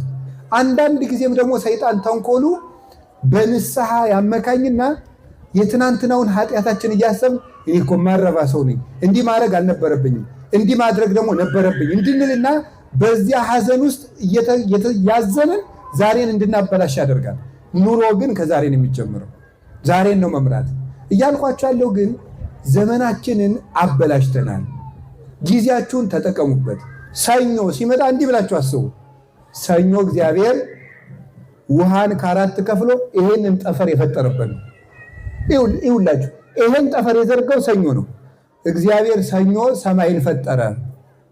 እኔ ደግሞ ሰኞ እንደው ምን ልስራ እንዳቅመኝ ብላችሁ አስቡ። ሰኞ እኮ ሰማይ በተፈጠረበት ቀንማ እንዲህ ወራዳ ስራ አልሰራም ማለት አለባችሁ። እግዚአብሔር ማክሰኞ የምድር እጽዋትን በሙሉ የፈጠረበት ቀን ነው። እግዚአብሔር ምድር እንድታበቅል ባደረገበት ቀንማ እኔ ምድርን እንድትመክን አላደርግም ማለት። እግዚአብሔር ረቡዕ ይሄን የማይቆጠር ከዋክብትና ፀሐይ ጨረቃን ነው የፈጠረበት። እግዚአብሔር ብርሃን በፈጠረበት ቀንማ እኔ ጨለማ ውስጥ አልውልም ማለት። እግዚአብሔር ሐሙስ በባህር የሚኖሩ እንስሳት አራዊትን፣ አሳውን ሁሉ ጉማሬውን፣ አሳንበሪውን፣ አዞውን ሁሉን የባህር ውስጥ ሰራዊትን በሙሉ የፈጠረበት ቀን ነው። እንዲህ በዚህ ቀንማ ይሄ ሙት ባህርን ታውቁታላችሁ? እስኪ የምታውቁት እጃችሁን አውጡ። ሙት ባህርን የምታውቁት እግዚአብሔር ይስጥልኝ። ታውቁታላችሁ አይደል? እና ሙት ባህር በጣም ነው የሚገርመኝ። በጣም ብዙ ትርጉም ያለው ባህር ነው። ሙት ባህር ከተባለበት ምክንያት አንዱ ምን ይመስላችኋል? ምን ይመስላችኋል? ምንም ህይወት ያለው ነገር በውስጡ አያኖርም። እና ታዲያ እኛ ምንም ህይወት ከሌለን፣ ህይወት የሚሆን ነገር በውስጣችን ከሌለ እኛ ምንድን ነን ማለት ነው? ሙት ባህር ነን ማለት ነው። የዚያ ምሳሌዎች ናቸው። በነገራችሁ ላይ ምንም የክርስቶስ ህይወት በውስጣቸው የሌለባቸው ሰዎች ሙት ባህር ይባላሉ። ዮርዳኖስ ጉዞውን የሚጨርሰው የት ሲደርስ ነው? ሙት ባህር ውስጥ ነው። የተጠመቁ ሰዎች የሚጠፉት በዚህ ዓለም በሞተ ተግባር ነው። ዮርዳኖስ የምን ምሳሌ ስለሆነ ነው? የጥምቀት ነው። ዮርዳኖስ እዛ ሙት ባህር ሲገባ ጉዞ ይጠናቀቃል። ክርስቲያኖች ተጠምቀው ሲያበቃ ወደ ሞተው ዓለም ሲገቡ ህይወታቸው ይጠናቀቃል፣ ይበላሻል፣ ይሞታሉ እንደሱ። እና እግዚአብሔር ህይወት ባህር እንኳን ህይወት በሰጠችበት ቀን እኔ ወደዚህ ዓለም ባህር አልገባም ማለት ነው። ዓርብ እግዚአብሔር ሰው ፈጠረ። ምን ፈጠረ? ሰው ፈጠረ። እግዚአብሔር ዓርብ ፈጠረ። እናንተም እስቲ ዓርብ ሰው ፍጠሩ። ሰው ፍጠሩ ማለት ምን ማለት ነው? ዓርብ እግዚአብሔር ዓርብ ሰው ፈጥሯል። እኔም እስቲ ሰው ልፍጠር፣ ሰው ልገንባ በሉ እስቲ። ዓርብ ሲመጣ ቢያንስ ዓርብ ቀን ልጆቻችሁን የምትገነቡበት ቀን አድርጉት፣ የምትመክሩበት፣ የምታነቡበት። ልጅን ማብላት ብቻ ማሳደግ እንዳይመስላችሁ። ልጅን ማብላት በሬም እንደማድለብ ነው። ማስተማር ግን ህይወት መስጠት ነው። አርአያ መሆን። 1000 ጊዜ ከመምከር አንድ ነገር ማሳየት ለህፃናት ይበቃቸዋል። አንዳንድ ሰው አለ አይደለም፣ እሱ ቢራ እየጠጣ ለልጆቹ ይሄን ልጅ አይጠጣውም ይለዋል። እንዴ ልጁ ምን እያሰበ ነው የሚያደርግ? እንደተጨቆነ ነው የሚያስበው። እስከ መቼ አድጌ እንዳባዬ ቢራ ጠጥቼ ነው የሚለው። ለልጅ ለገል የሚባል ነገር የለም። ራስ አቁመ ማሳየት ነው። ሰው እንፍጠር አሉ አብ ወልድ መንፈስ ቅዱስ። እንዲሁ የሶቅራጥስን ያህል እንኳን መሆን ጥሩ ነው። በፍልስፍናውም አለመጠን ሶቅራጥስ አንድ ቀን የግሪክ ውስጥ አዲስ ነገር መናገሪያ የሚባል አደባባይ አለ። አሬዎስፋጎስ ይባላል። ማንም ሰው አዲስ ነገር ሲኖረው ሂዶ የሚያወራበት ነው። እና ሶቅራጥስ ሂዶ ቁጭ አለ እዚያ። ህዝቡ በሙሉ አዲስ ነገር ሶቅራጥስ ሊነግረን ነው ሲሉ ዝም። 3 ሰዓት ላይም ዝም፣ 6 ሰዓት ላይም ዝም፣ 9 ሰዓት አይ ምሳ በልተን እንምጣ ብለው ሲመጡም ዝም ተመልሰው፣ እስኪን ጠብቀው ብለው እስከ ማታ ቢጠብቁት ዝም። ሌሎቹ ቤታቸው ሌሎች ጉዱን ሳናይማ እንሄድም ብለው አብረው አደሩ። ሲነጋ አለ ምን እያረክ ነበር ሲሉት እያሰብኩ ሰው እና ምንድነው እዚህ ውስጥ ያስተማራቸው? እሱ አስቡ ነው። ይገርማል እኮ 24 ሰዓት አስቤ አንድ ጊዜ እናገራለሁ ነው። የዚህ ዘመን ሰው ደግሞ 24 ሰዓት ያወራል፣ አንድ ጊዜ የማያስብ። የእውነቴን ነው። ይቅር በሉኝ። መጠቅለል የሚባል ጀነራላይዜሽን የሚባል ነገር አለ። ሎጂኩን እዚያው ጣሉት። እንዴ ሁላችን አጨፍጭፈን የምናስብም አለን ትላላችሁ ብዬ ነው። እሺ የምታስቡትን አያጠቃልለው የማናስበውና ያልኩኝ። አስቡ፣ እንደው ስለ እግዚአብሔር አስቡ። እውነቴን ነው። ነገን አስቡ፣ ትናንትን አስታውሱት፣ ታሪክ እወቁ። ምንድን ነበርን ብላችሁ አስቡ። ኢትዮጵያውያን ምንድን ነበር? አብዛኞቹ አሁን የኢትዮጵያ ኦርቶዶክስ ተዋሕዶ ቤተክርስቲያን የኢየሩሳሌም ይዞታዎች የተነጠቁት በምን ይመስላችኋል? ማሰብ ባቆምንበት በዘመነ መሳፍንት ነው። ዘመነ መሳፍንት ላይ በደንብ አድርገው ይሰሩብን ነበረ።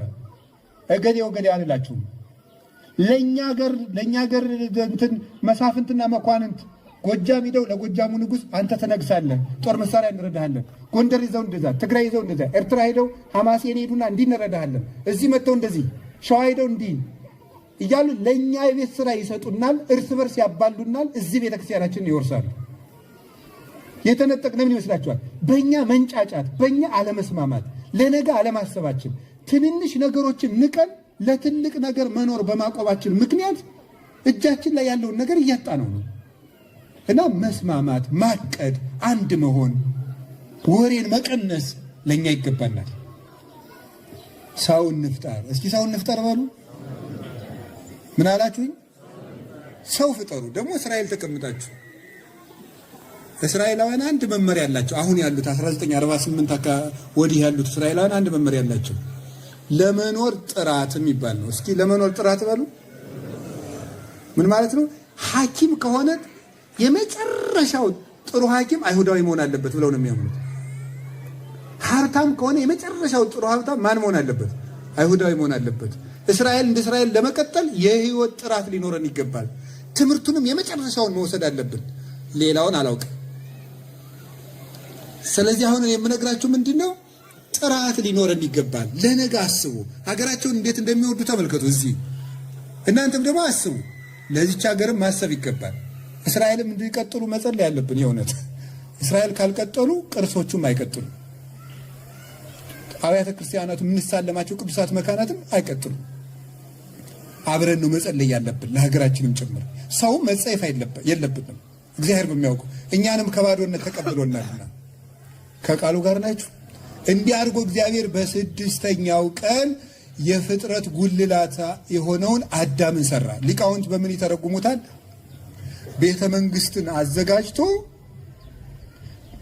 ንጉሱን በኋላ አምጥቶ እንደማስቀመጥ ይችን ዓለም ለአዳም ቤተ መንግስት አድርጎ ፈጥሮ ንጉሱን አዳምን ንግስቲቱን ሔዋንን በኋላ አምጥቶ ሾማቸው ይላሉ።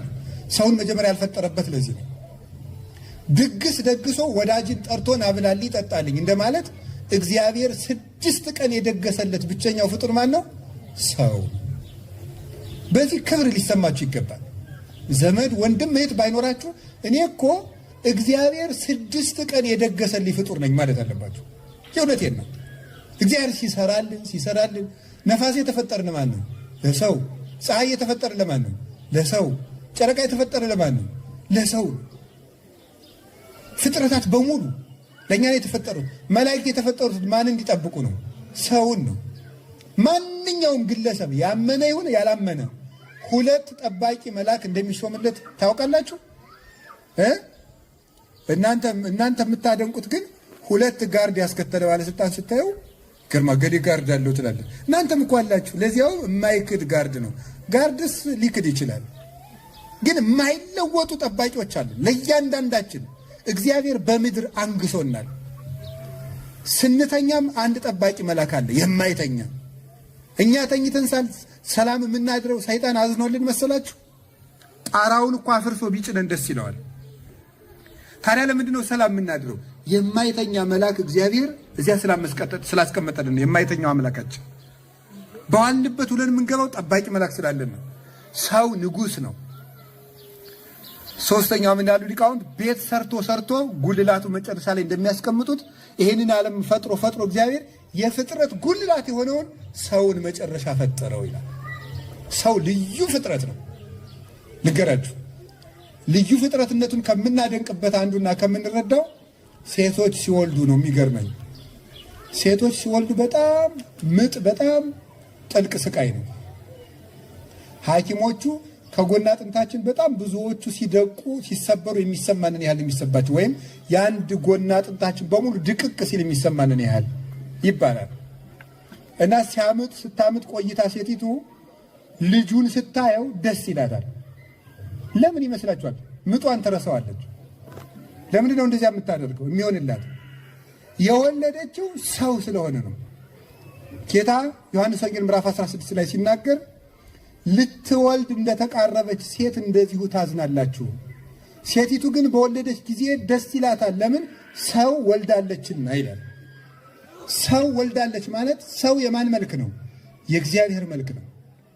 ሰው የእግዚአብሔር መልክ ስለሆነ ሰውየውን ስታይ እግዚአብሔርን ስለምታይ ምጧን ትረሳዋለች። የሕፃናት መልክ የማን መልክ ስለሆነ ነው? የእግዚአብሔር መልክ ነው።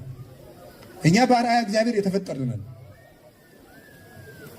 ንገራችሁ ስለ ሰው ተፈጥሮ 3 ነገሮችን። የመጀመሪያው ሰው በእግዚአብሔር መልክ ተፈጠረ የሚለው እንድታውቁ። ምንድነው ሰው በእግዚአብሔር መልክ ተፈጠረ የሚባለው? አንደኛው ሰው እንደዚሁ ቁመናው እግዚአብሔርን ይመስላል። አይን እንዳለን እግዚአብሔር አይን አለው። ቁመት እንዳለን ቁመት አለው እግዚአብሔር። እጅ እንዳለው እግርም የእሱ ረቂቅ የእኛ ግዙፍ ነው። አንደኛው በቅርጻችን እግዚአብሔር እንመስላለን ሰዎች ብቻ። ሁለተኛ በነፍስና በስጋችን። ከዚያ ፊት አንድ ነገር ልንገራችሁ። በቅርጻችን አለ። ሁለተኛው በነፍሳችን ተፈጥሮ ሰው ልብ አለው። ልብ በሉ እንጂ። ቀጥሎ ምን አለው? ቃል በሉ። ቀጥሎ ምን አለው? እስትንፋስ አለው። ስንት ሰው ይባላል ታዲያ? አንድ ሰው። ልብ ስል አብ በሉ። ልብ፣ ቃል፣ እስትንፋስ ስንት እግዚአብሔር ይባላሉ? አንድ እግዚአብሔር ይባላሉ። ቴዎዶጦስ ዘእንቆራ የሚባል ሊቅ ነው የተረጎመው። እንቆራ ማለት አንካራ ቱርክ ውስጥ ያለች ከተማ ናት። ዛሬ አንካራ ናት። እዚያ የነበረ ሊቅ ነው። 4ኛው ክፍለ ዘመን የነበረ የቤተክርስቲያን ሊቅ። ልብ አብ እንደ ልብ ነው፣ ወልድ እንደ ቃል ነው፣ መንፈስ ቅዱስ እንደ እስትንፋስ ነው ብሎ ተርጉሟል። ግን ሰውየው አንድ ሰው ነው እንጂ 3 ሰው አይባልም። እኛ ሥላሴም 3 አካላት ቢኖራቸው አንድ አምላክ ናቸው ይላል። ስለዚህ ሰው እግዚአብሔርን ይመስላል የተባለው በአሳቢነቱ በእውነት ተናጋሪነቱና እስትንፋስ ማለት ሕያው ስራ በመስራቱ ነው። ሰው እግዚአብሔርን ይመስላል ማለት። ሶስተኛስ እግዚአብሔርን የምንመስለው ለምንድን ነው? ሰው ነፍስና ስጋ ነው። እስኪ ነፍስና ስጋ በሉ። ምን አላችሁኝ? ግን ስንት ሰው ነው? አሁን ስንት ሰው ነው? ስለዚህ አባ መጣ ነው የምትሉ እንጂ አባ መጣ ነው እንጂ የምትሉት ነፍስና ስጋ መጡ ትላላችሁ። አንድ ሰው ብላችሁ ትጠሩኛላችሁ። ግን ምን አለኝ? ነፍስና ምን ስጋ አለ። ግን ስንት ነኝ? ሰውየው አንድ። ክርስቶስ አምላክ ነው። አምላክ በሉ። ሰው ነው። ስንት ነው ግን? አንድ ነው። የነፍስና የስጋችን ተዋህዶ። እስኪ አንድ ጥያቄ ልጠይቃችሁ። አንድ ሰው ኃጢአት ቢሰራ ነፍሱ ነው ስጋው ነው የሚሰራ? ለምሳሌ እኔ ከአንድ ሰው ቤት ቂጣ ሰርቄ ብበላ አያርገውና ነፍሴ ናት ስጋዬ ነው የሰረቀችው?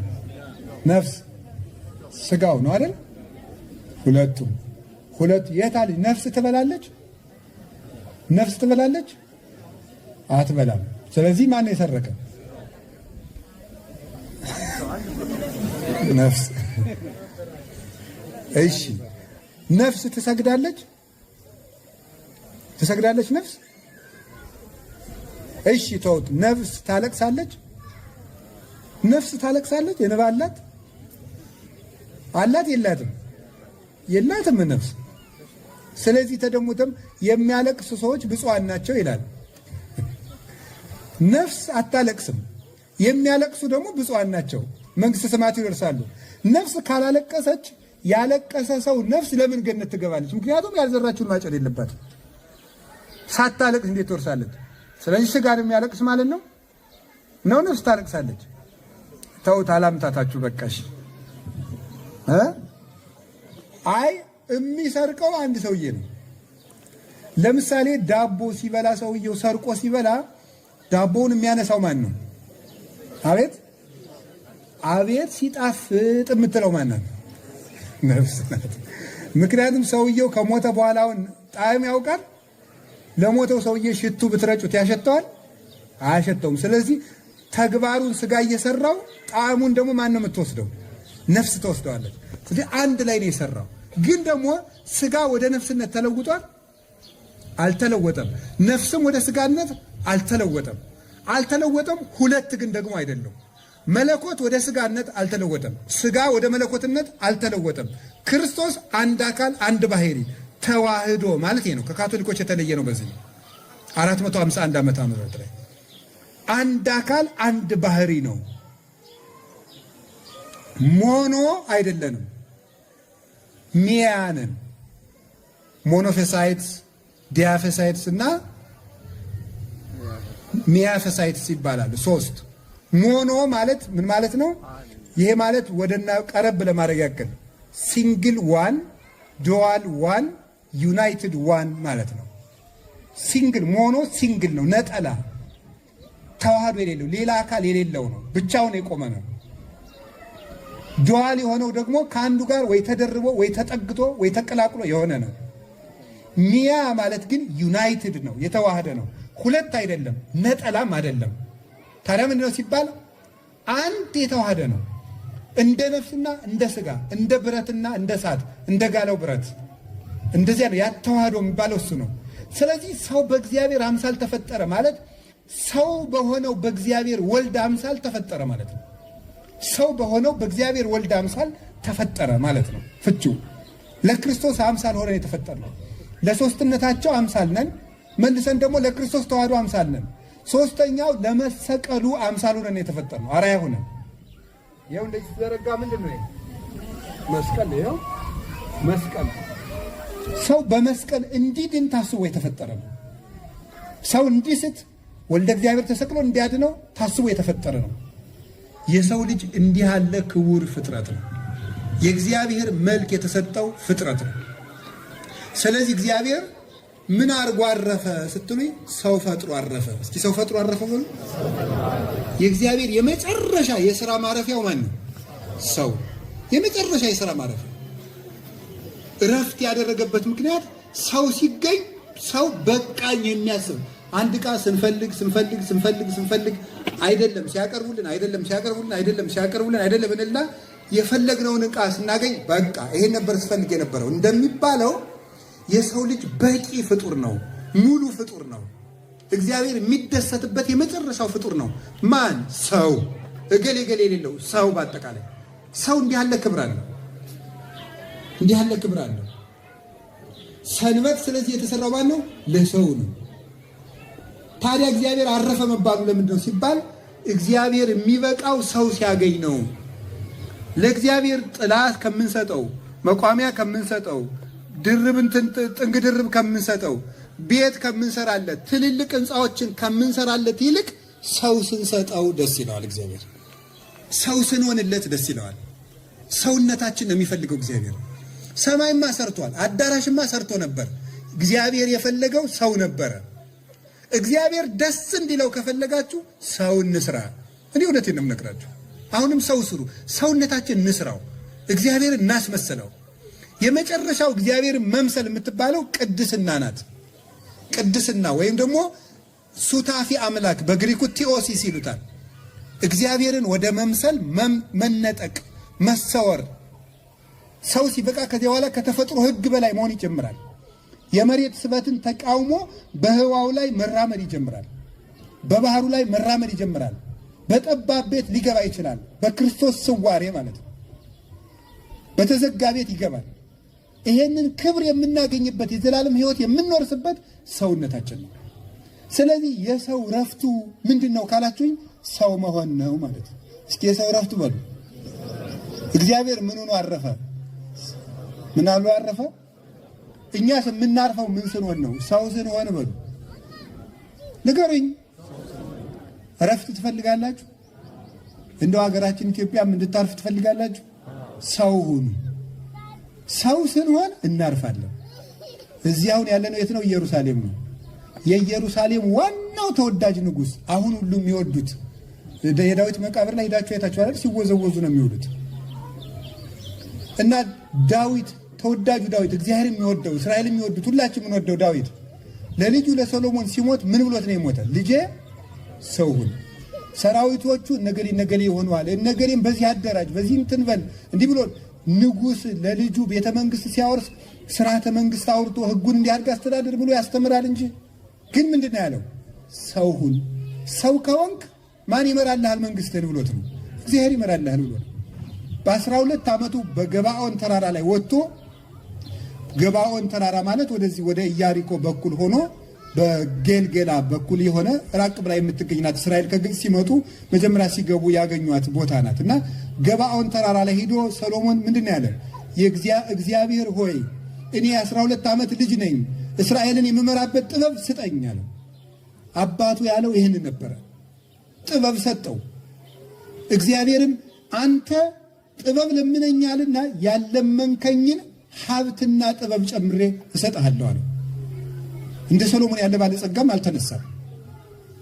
ስለዚህ የእግዚአብሔር ቤተሰቦች ሰንበት ማለት ለእኛ ሰው መሆን ነው። እስኪ ሰው መሆን በሉ። የትምህርታችን ርዕስ ምን ነበር? ሻባት ወይም ሰንበት ነው። ስለዚህ ሰንበት መሆንም ሰንበት ማክበር ማለት ምን ማለት ነው? ድገሙ ሁላችሁ። ምን ማለት?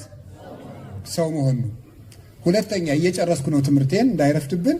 ሁለተኛው ሰንበትን ማክበር ምን ማለት? ስራን ጨርሶ ነው። እረፍት፣ ሰንበት ማለት እረፍት ነው። እኛ እረፍት እንድናገኝ ምን እናድርግ ስትሉ ስራችንን ጨርስ። እስኪ በሉ ስራችንን ጨርስ በሉ። ሰንበት ማለት ወይም እረፍት ማለት ስራን አቋርጦ የሆነ ቦታ ከርሞ መምጣት አይደለም። እረፍት ማለት ስራን መጨረስ ነው። እስኪ በሉ እረፍት ማለት ምንን መጨረስ ነው? እግዚአብሔር ምኑን ጨርሶ ሰንበትን አከበረ? ስራ ጨርሶ ነው ሰንበትን ያከበረ። ስራውን ጨርሶ ሰንበትን አከበረ። እኛም ስራችንን ጨርስ። ያልጨረስነው በጣም ብዙ ስራ አለ። ብዙ ስራ አለብን።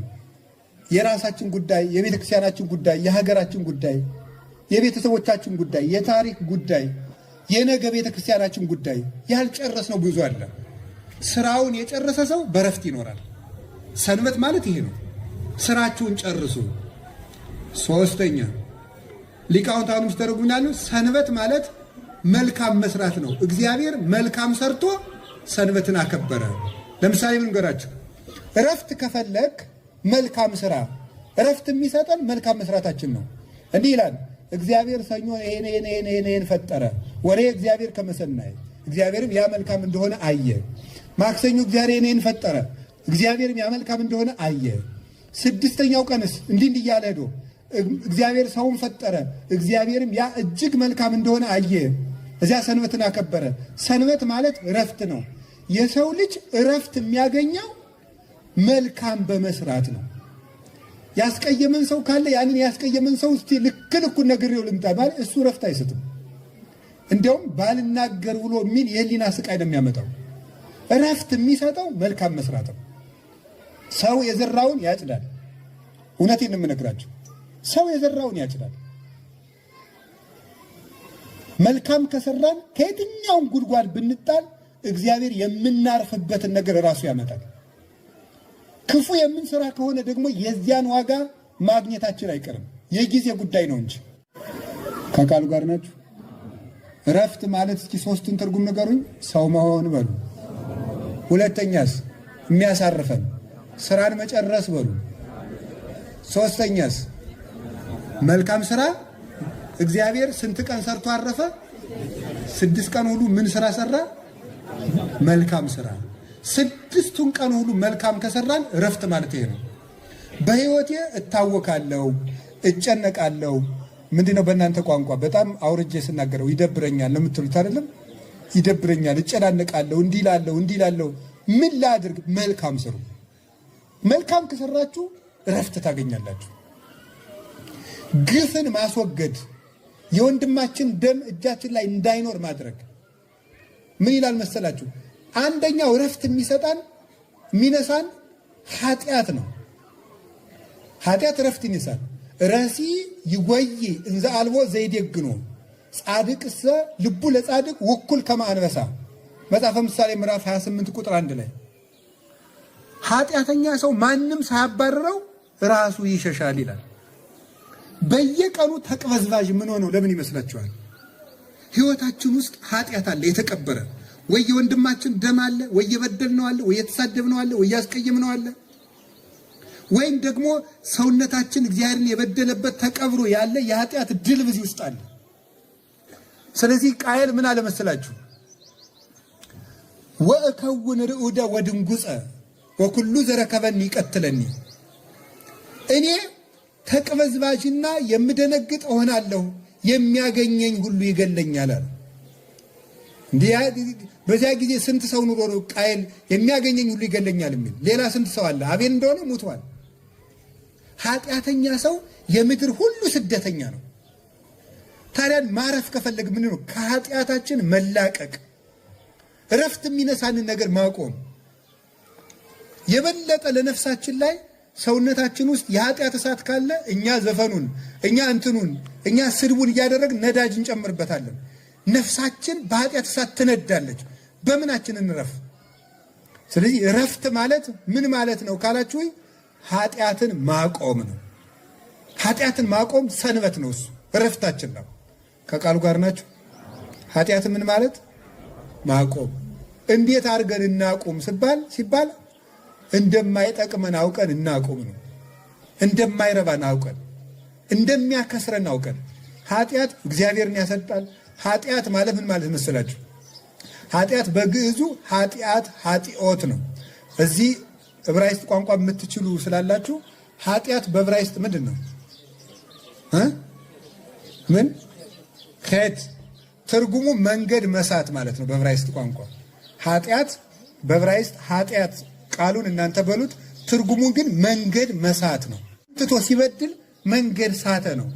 ኃጢአት ሰራ ማለት በዕብራይስጥም መንገዱን ሳተ፣ እግዚአብሔርን የሚመስልበትን ህይወት ተወ ማለት ነው። ሰው እንስሳን ሊመስል አልተፈጠረም፣ እግዚአብሔርን ሊመስል ነው። ስለዚህ መንገዱን ሳተ፣ የተፈጠረበትን ዓላማ ተወ ማለት ነው ኃጢአት መስራት።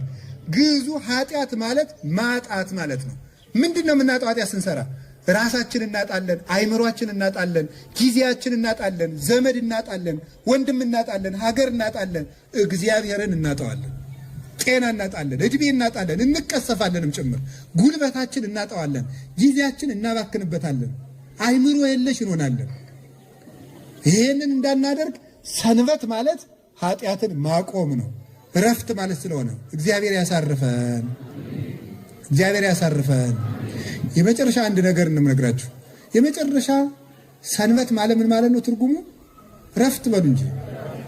እንግዲህ የመጨረሻው ሰንበት መድኃኒታችን ኢየሱስ ክርስቶስ። ሰንበት ማለት እረፍት ነው። እረፍትስ ማን ይመስላችኋል? ጌታችን መድኃኒታችን ኢየሱስ ክርስቶስ። እሱ ነው እረፍታችን። ምንድን ነው የሚያሳርፈን ካላችሁ፣ ክርስቶስ ነው የሚያሳርፈን።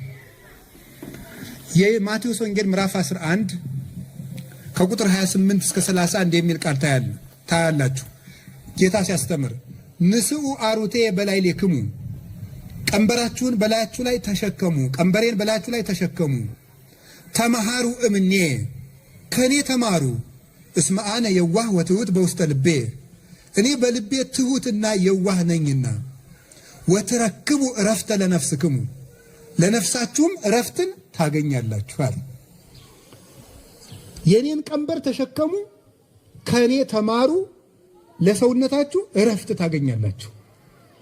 ንዑ ሀቤ አንትሙ ስሩሃን ወክቡዳነ ጾር፣ እናንተ ደካሞች ሸክም የከበዳችሁ ወደ እኔ ኑ፣ እኔ አሳርፋችኋለሁ። እስመ ዐሩቴኒ ሰናይ ወመጾሬኒ ቀሊል፣ ቀንበሬ ልዝብ ሸክሜም ቀላል ነውና ይላል ረፍታችን ክርስቶስ። ቅዱስ ቄርሎስ ይህን በሁለት ተርጉሞ መስሎ ይተረጉመዋል ከፍሎ። ሁለት ነገር፣ እናንተ ደካሞች፣ ሁለተኛ እናንተ ሸክም የከበዳችሁ ኑን ያሳርፋችኋለሁ። ደካሞች ያላቸው በጊዜው የነበሩ አይሁድን ነው ይላል ቅዱስ ቄርሎስ። እንዴት ነው ደካሞች ማለት? የኦሪት መስዋዕት አድክሟቸዋልና በግ ሲያርዱ፣ ወይፈን ሲያርዱ፣ ጠቦት ሲያርዱ፣ ሙክት ሲያርዱ፣ ርግብ ሲያመጡ፣ ስንዴውን ሲያመጡ፣ ዘይቱን ሲያመጡ፣ ጨውን ሲያመጡ፣ የወር መባቻ ሲሰዉ፣ የደህንነት መስዋዕት ሲያቀርቡ፣ የእህል ቁርባኑን ሲያቀርቡ፣ የኃጢአት መስዋዕቱን ሲያቀርቡ፣ ለምጽ በወጣ ቁጥር ሲያርዱ ሲያቀርቡ ድክም ብሏቸው ነበረ። ስለዚህ እንስሳትን በማቅረብ የደከማችሁ ደካሞች እናንተ ተውት እሱንና እኔ ብቻ ተሰውቼላችሁ እረፉ እያላቸው ነበር። በግ በመግዛት የደከማችሁ፣ በሬ በመግዛት የደከማችሁ። እንዲያውም ጌታ በተወለደበት ጊዜ የነበሩት አይሁድ መከራ ይቀበሉ ነበረ። ለምን? እዚያ የነበሩት ፈሪሳውያን አጭበርባሪዎች ነበሩ። በዘመኑ የነበሩ ሊቃነ ካህናት ከግሪክ ከሮማ ከዚህ ሁሉ የመጣው እየመጣ እዚህ የፋሲካን በዓል ያከብራል በዓመት አንድ ጊዜ በስደት ያሉት አይሁዳውያን እና ከብት ሁሉ በዙሪያው እየነዱ ያመጣሉ ለመስዋዕት። ይከሳባቸዋል ይላሉ ሊቃውንቱ። ሊቃነ ካህናቱ ምን ይሏቸዋል መሰላችሁ? ማቴዎስ 23 ላይ እንደነገረን ጌታ አይማ ከስቷል ለመስዋዕት አይሆንም ይሏቸዋል። ታዲያ ምን ይሻለናል? ሁለት የከሳ አምጡና አንድ የሰባ ሰተናችሁ ሰው ይሏቸዋል ሊቃነ ካህናቱ። እንዲህ ያደረጉ ድሆችን አድክመዋቸው ነበረ። እናንተ በግ በመግዛት ወይፈን በመግዛት በሬ በመንዳት የደከማችሁ እኔ ልሰዋላችሁና ይበቃችኋል እረፉ አላቸው። መጾር ቀሊል አሩት ሰናይ ውእቱ ኢየሱስ ክርስቶስ። ቀላል ሸክም ልዝብ ቀንበር ይሏቸዋል፣ እሱ ኢየሱስ ክርስቶስ ነው ይላል አባ ጊዮርጊስ። ልሙትላችሁ የሚል እኔን በልታችሁ ጠጥታችሁ ጽደቁ የሚል እንጂ አብሉኝ አጠጡኝ የማይል ቀላል ሸክም ልጆቹ ለመሆን ክርስትና ለመነሳት ለመቁረብ ምን ከፍላችኋል? ወይፈን ነርታችሁ መጥታችኋል። እዚህ ነርታችኋል። ሙክት ይዞ ይመጣል። እዚህ ጠቦት ይዞ ይመጣል። የፋሲካ በግ ይዞ ይመጣል። ምን ይዛችሁ መጥታችኋል? ክርስቲያን ለመሆን የሱ መስዋዕት ብቻ ነው የበቃል። በቂ መስዋዕት ጽዋ እከኒ ጽኑ ወያረዊ፣ ጽዋ ጽኑ ነው ያረካል ይላል መዝሙረ ዳዊት መዝሙር 22 ላይ ሊቃውንት ሲተረጉሙት ጽዋ አንዱ በቃኝ ነው አያዳግምም ይላል። ሊቃነ ካህናቱ በዓመት ለንጉሱ አንድ ወይፈን፣ ለሊቀ ካህናቱ አንድ ወይፈን፣ ለሕዝቡ አንድ ወይፈን በየዓመቱ ያርዳል። ክርስቶስ ግን በየዓመቱ መስዋዕት ማቅረብ የማያስፈልገው አንድ በቂ መስዋዕት ነው። አዳነውም በዚያች በዕለተ ዓርብ ባደረጋት የእርቅ ሥራም ዓለምን እስከ ዘላለሙ ድረስ አምነው በእሷ ሰረ ፍኖት የሚሄዱትን ሰላም ሲሰጣቸው ይኖራል ጌታ። ስለዚህ ጌታችን ኢየሱስ ክርስቶስ 5500 ዘመን ለደከሙ ነፍሳት፣ በሲኦል ላሉ ነፍሳት ረፍት የሰጠ፣ በመስዋዕት ብዛት ለደከሙት አይሁድ ረፍት የሰጠ መስዋዕታችን ነው። እዚህ ሸክም የከበዳችሁ የተባሉ ደግሞ አሕዛብ ናቸው ይላል ቅዱስ ቄርሎስ። እነሱ ምንድን ነው? የአሕዛብ ጣዖታት። እስራኤልስ በግ ነው የሚያርዱት። የአሕዛብ ጣዖታት ግን ምን ያደርጉ ነበረ? በጣዖቱ ላይ እያደሩ ልጆቻችሁን እረዱልኝ ይሏቸው ነበር። አጋንንቱ ልጆቻቸውን ያርዱ ነበረ። ይሄ ከባድ ሸክም ነው ወገኖች። በሬ መስጠት ወይፈን መስጠት ቀላል ነው። ልጅን ግን እረዱት ብሎ መስጠት ከባድ ሸክም አይደለም?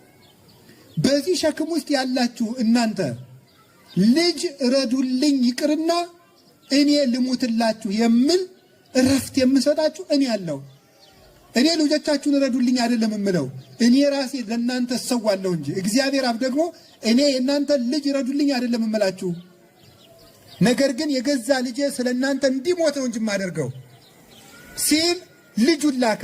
አሁን ጌታችን ኢየሱስ ክርስቶስ ልጆቻችንን ከማረድ በጎችን ከማብዛት ከዚህ ሁሉ አውጥቶ በአንድ በራሱ መስዋዕትነት እረፍት ሰጠን። እረፍት ሰጠን። ስለዚህ እግዚአብሔር ቤተሰቦች አሁንም እረፍት የምናገኘው በጌታችን በመድኃኒታችን በኢየሱስ ክርስቶስ ነው። ሁለት ነገር ብቻ ልናገር። እንዴት ነው እረፍት የምናገኘው? አሁን አንዲት ሉቃስ ወንጌል ምዕራፍ 8 ቁጥር 43 ላይ አንድ ታሪክ አለች። አንዲት ሴት 12 ዓመት ደም ሲፈሳት የነበረችውን ሴት ታውቃላችሁ? ምንድነው ወንጌል የሚለው? ከባለ መድኃኒቶች ከሰረች እንጂ አላተረፈችም ይላል። በየሄደችበት እፈወሳለሁ ብላ ባለመድኃኒት ስትለውጥ ገንዘቧን አጣች፣ ከሰረች እንጂ አልተፈወሰችም። ጌታችን ኢየሱስ ክርስቶስ ግን በጨርቁ ጫፍ ፈወሳት። እነሱ ግን አክስረዋት ነበረ። ይሄ ምን ይመስላችኋል? ይቺ ደም የሚፈሳት ሴት በኃጢአት የምትኖር ነፍስ ምሳሌ ናት። ባለመድኃኒቶች የሚባሉ ደስታ ይሰጠኛልና እረፍት አገኝበታለሁ ብላ ሁሉን የምትሞክር ናት። ዘፈኑን ስትሞክር፣ ጭፈራውን ስትሞክር፣ ዳንኪራውን ስትሞክር፣ ስካሩን ስትረኩር፣ ሱሱን ስትሞክር፣ በዚህኛው አርፋለሁ ስትል ከማክሰር በቀር በሽታ ከማብቀል በቀር ሸክም ከመጨመር በቀር አይምሮን ከማጣት በቀር ጉልበት ከመቀነስ በቀር ከሰው ከመገለል በቀር ሰላም ያልሰጡን ነገሮች እነዚያ ናቸው ያከሰሩን መድኃኒት ቤቶች የሚባሉት። ለጊዜው ግን የሚፈውሱን ይመስለናል። ያቺ ሴትም የሚፈውሱኝ እየመሰላት ነው ገንዘቧን የከፈለች። እረፍት የማገኝበት መስሏችሁ ገንዘብ የምታወጡበት ነገር ግን ሕይወታችሁን ያከሰረ ብዙ ነገር ሊሆን ይችላል። ያ ሁሉ እረፍት አይሰጠንም። ተውት። ጭፈራው፣ ስድቡ፣ ዳንኪራው፣ ድልቂያው አይሰጠንም። እረፍት የሚሰጠን መድኃኔዓለም ነው። እረፍት የሚሰጠን እሱ ነው። ያቺ ዮሐንስ ወንጌል ምዕራፍ 4 ላይ ውሃ ስትቀዳ የነበረችው ሴት ምንድናት? ደጋግሞ እዚህ ውሃ የሚቀዳ ሰው ይጠማል ያላት ምንድን ነው? ከዚህ ዓለም ደስታ የሚሞክር ሰው ሁልጊዜ ያንን ደስታ ሲፈልገው ይኖራል። የኃጢአት አንዱ ክፋቱ ምን መሰላችሁ? የዛሬን ላድርገውና ይበቃኛል ስንል የዛሬው ደግሞ ለነገ ናፍቆቱን ተክሎ ይሄዳል። ነገ ደግሞ የትናንትናውን የዛሬውን አስታውሰን እንሰራለን። ከነገ ወዲያ የነገውን እያስታወስን እንሰራለን። ስለዚህ ሁልጊዜ ጉድጓዶችን ስንቆፍር ስንቀዳ በመጠማት እንኖራለን።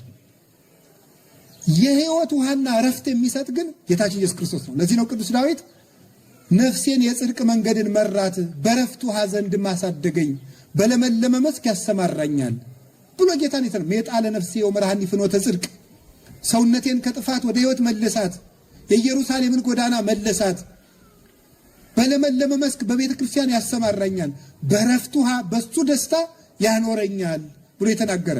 ዛሬ ዳግም ትንሣኤ ነው አይደለም? ዳግም ትንሣኤ የተባለበት ምክንያት ለምንድን ነው? ለቅዱሳን ሐዋርያት የሚታወቁበት ዛሬ 8ኛው ቀን ላይ ደግሞ ተገልጦላቸዋል። ጌታ ከተነሳ በኋላ ተገልጦ ከሚጨነቁበት የተዘጋ ቤት ውስጥ የአይሁድን ፍርሃት ፈርተው ከሚጨነቁበት የእነሱን ልብ አረጋግቶ ሊወደቀውን ልባቸውን አንስቶ የጨረሰበት ዛሬ ስለሆነ ነው። ሐዋርያትን አሳምኖ እረፍት የሰጠበት ቀን ስለሆነ ነው። ስለዚህ ሰንበታችን ጌታችን መድኃኒታችን ኢየሱስ ክርስቶስ ነው። በምንድን ነው የሚያሳርፈን ካላችሁኝ 3 ነገር አድርጉ። የመጀመሪያው ቅዱስ ሥጋውን ክቡር ደሙን እንቀበል። የማትቆርቡ ቆርባችሁ ሲያበቃ አትፋቱ። ቆርባችሁ ተጋብታችሁ ቁርባንን አታቁሙ። ከቁርባን በራቃችሁ ቁጥር ሕይወታችሁ እየደበዘዘ ይመጣል። ከዛ በኋላ ትዳሩ እሾህ ያበቅላል። መልሳችሁ ለመመለስ ትቸግራላችሁ። ከቅዱስ ሥጋው ከክቡር ደሙ አለመለየት ነው። እውነቴን ነው። ዘበላ ሥጋዬ ወሰቴ ደሜ አነ ይሄሉ ምስሌሁ ውእቱኒ ይሄሉ ምስሌ። ሥጋዬን የበላ ደሜን የጠጣ የዘላለም ሕይወት አለው። እኔ ከሱ ጋር እኖራለሁ፣ እሱም ከኔ ጋር ይኖራል። ክርስቶስ ከኛ ጋር ከሆነስ ብርሃን አይደለም ጌታ እንዴ? ብርሃን ባለበት ጨለማ የለም። ሕይወታችን ሁሉ ብሩህ ይሆናል። ስለዚህ ሁላችሁም እዚህ ቦታ በተለይ ኢየሩሳሌም ተቀምጣችሁ ሥጋው ደግሞ ሳትቀበሉ ከኖራችሁ ሞት ነው ይሄ። ቅዱስ ሥጋውን ክቡር ደሙን ራሳችሁን ለመቀበል አዘጋጁና የጌታችን የመድኃኒታችን የኢየሱስ ክርስቶስ ደም የ5000 ዘመን ስቃይን አርቆ እረፍት የሰጠነውና ለእኛም ልብ እረፍት ይሰጠናል። ሁለተኛ ሸክማችን የሚያቀልልን ምንድን ነው? ሕጉ ነው። ቀንበሬን ተሸክሞ ያለ ምንድን ነው? የኔን ሕግ ያዙት እረፍት ይሰጣችኋል ነው። የክርስቶስ ሕግ እረፍት ነው። ለምሳሌ 7ቱን አጽዋማት ጹሙ እንባላለን። ይሄ ሸክም ሊሆን ይችላል። እሱ ግን ለነፍሳችን እረፍት የሚሰጥ ነው። እግዚአብሔር ጾም እኔ አምላክ ነኝ አዝዣለሁ ብሎ እንደ ክፉ ዳኛ በቃ የኔ ስልጣን አክብር ብሎ አይደለም። ጾሙ ራሱ እረፍት ስለሚሰጠን ነው። ቀንበሬን ተሸከሙ ማለት ቤተክርስቲያን የምታዛችሁን ነገር ክርስቶስ በቤተክርስቲያን ያዘዘውን ነገር ተሸከሙ። ስቃይ ቢመስላችሁም ሸክም ቢመስልም ግን እረፍት የምታገኙበት ነው። ሶስተኛው ተናዘን ኃጢአታችንን በሙሉ አውልቀን በመጣል ንስሐ በመግባት ጌታችን መድኃኒታችን ኢየሱስ ክርስቶስ እረፍት ይሰጠናል እና ለእኛ ሰንበታችን መድኃኔዓለም ነው። 5000 ዘመን ሲገዛን ከኖረ ከጽኑ ጠላታችን ከዲያብሎስ እጅ ያሳረፈን፣ ከሞት እጅ ያወጣን፣ ኃጢአትን አሳፍሮ ነፃ ያደረገን፣ የርግማናችን ድንጋይ ያንከባለለልን፣ ታስረንበት ከነበረው ከእሳት ሰንሰለት ያወጣን፣ የተዘጉ በሮችን ከፍቶ በገነት ያሰማራን፣ ለዘላለም ሕይወት በር የከፈተልን መምህራችን፣ የሕይወታችን ራስ ጌታችን ኢየሱስ ክርስቶስ እሱ ረፍታችን ነው። ስሙ ሲጠራም ረፍት ነው። እውነቴን ነው። ሲጨንቃችሁ ራሱ አሁን ምን ላድርግ እንዲሁ ምን ይሻለኛል እያላችሁ ስልካችሁን ከመጎርጎር ቁጭ አርጉና እንዲህ በሉ፣ አቤቱ ጌታዬ ኢየሱስ ክርስቶስ ሆይ ማረኝ በሉ። ሁላችሁም ድገሙ። አቤቱ ጌታዬ ኢየሱስ ክርስቶስ ሆይ ማረኝ። አቤቱ ጌታዬ ኢየሱስ ክርስቶስ ሆይ ማረኝ። ትንሽ ወደ ቀራኔው እያሰባችሁ 5 ደቂቃ እንኳን ቢሆን እንደው በትንታ ኢንቴንሽናል ሆናችሁ ብትሉ እንደዚህ ረፍት ይሰማናልባችሁ። እዚህ ያላችሁ ደግሞ እድለኞች ናችሁ። ቀራኔው ሄዳችሁ ጌታዬ ኢየሱስ ክርስቶስ ሆይ ማረኝ በሉት። የተሰቀለው ወንበዴ በቀኙ የተሰቀለው ወንበዴ ስቃዩን ረስቶ የሰማይ መንግስት እንዲያስብ ያደረገው ቀራኔው ነው። እዚያ እየሄዳችሁ ረፍት ስጠኝ ጌታዬ ብትሉት እሱ ቅርብ ነው። ሰው አይጸየፍም። ዘማውያንን አልተጸየፈ፣ ሌቦችን አልተጸየፈ፣ ወንበዴዎችን አልተሰጠ። ለሁላችን ረፍት እሱ ነው። እንግዲህ መድኃኔዓለም እዚህም ላላችሁት ለእኛም በሀገራችን በኢትዮጵያ በብዙ መከራ ላሉት እዚህም ለእስራኤላውያንም በመላው ዓለም ላለ ለማንኛውም ላመነውም ላላመነውም ሁሉ ረፍት ይስጠን። ወስብሐት ለእግዚአብሔር። ይቆየን።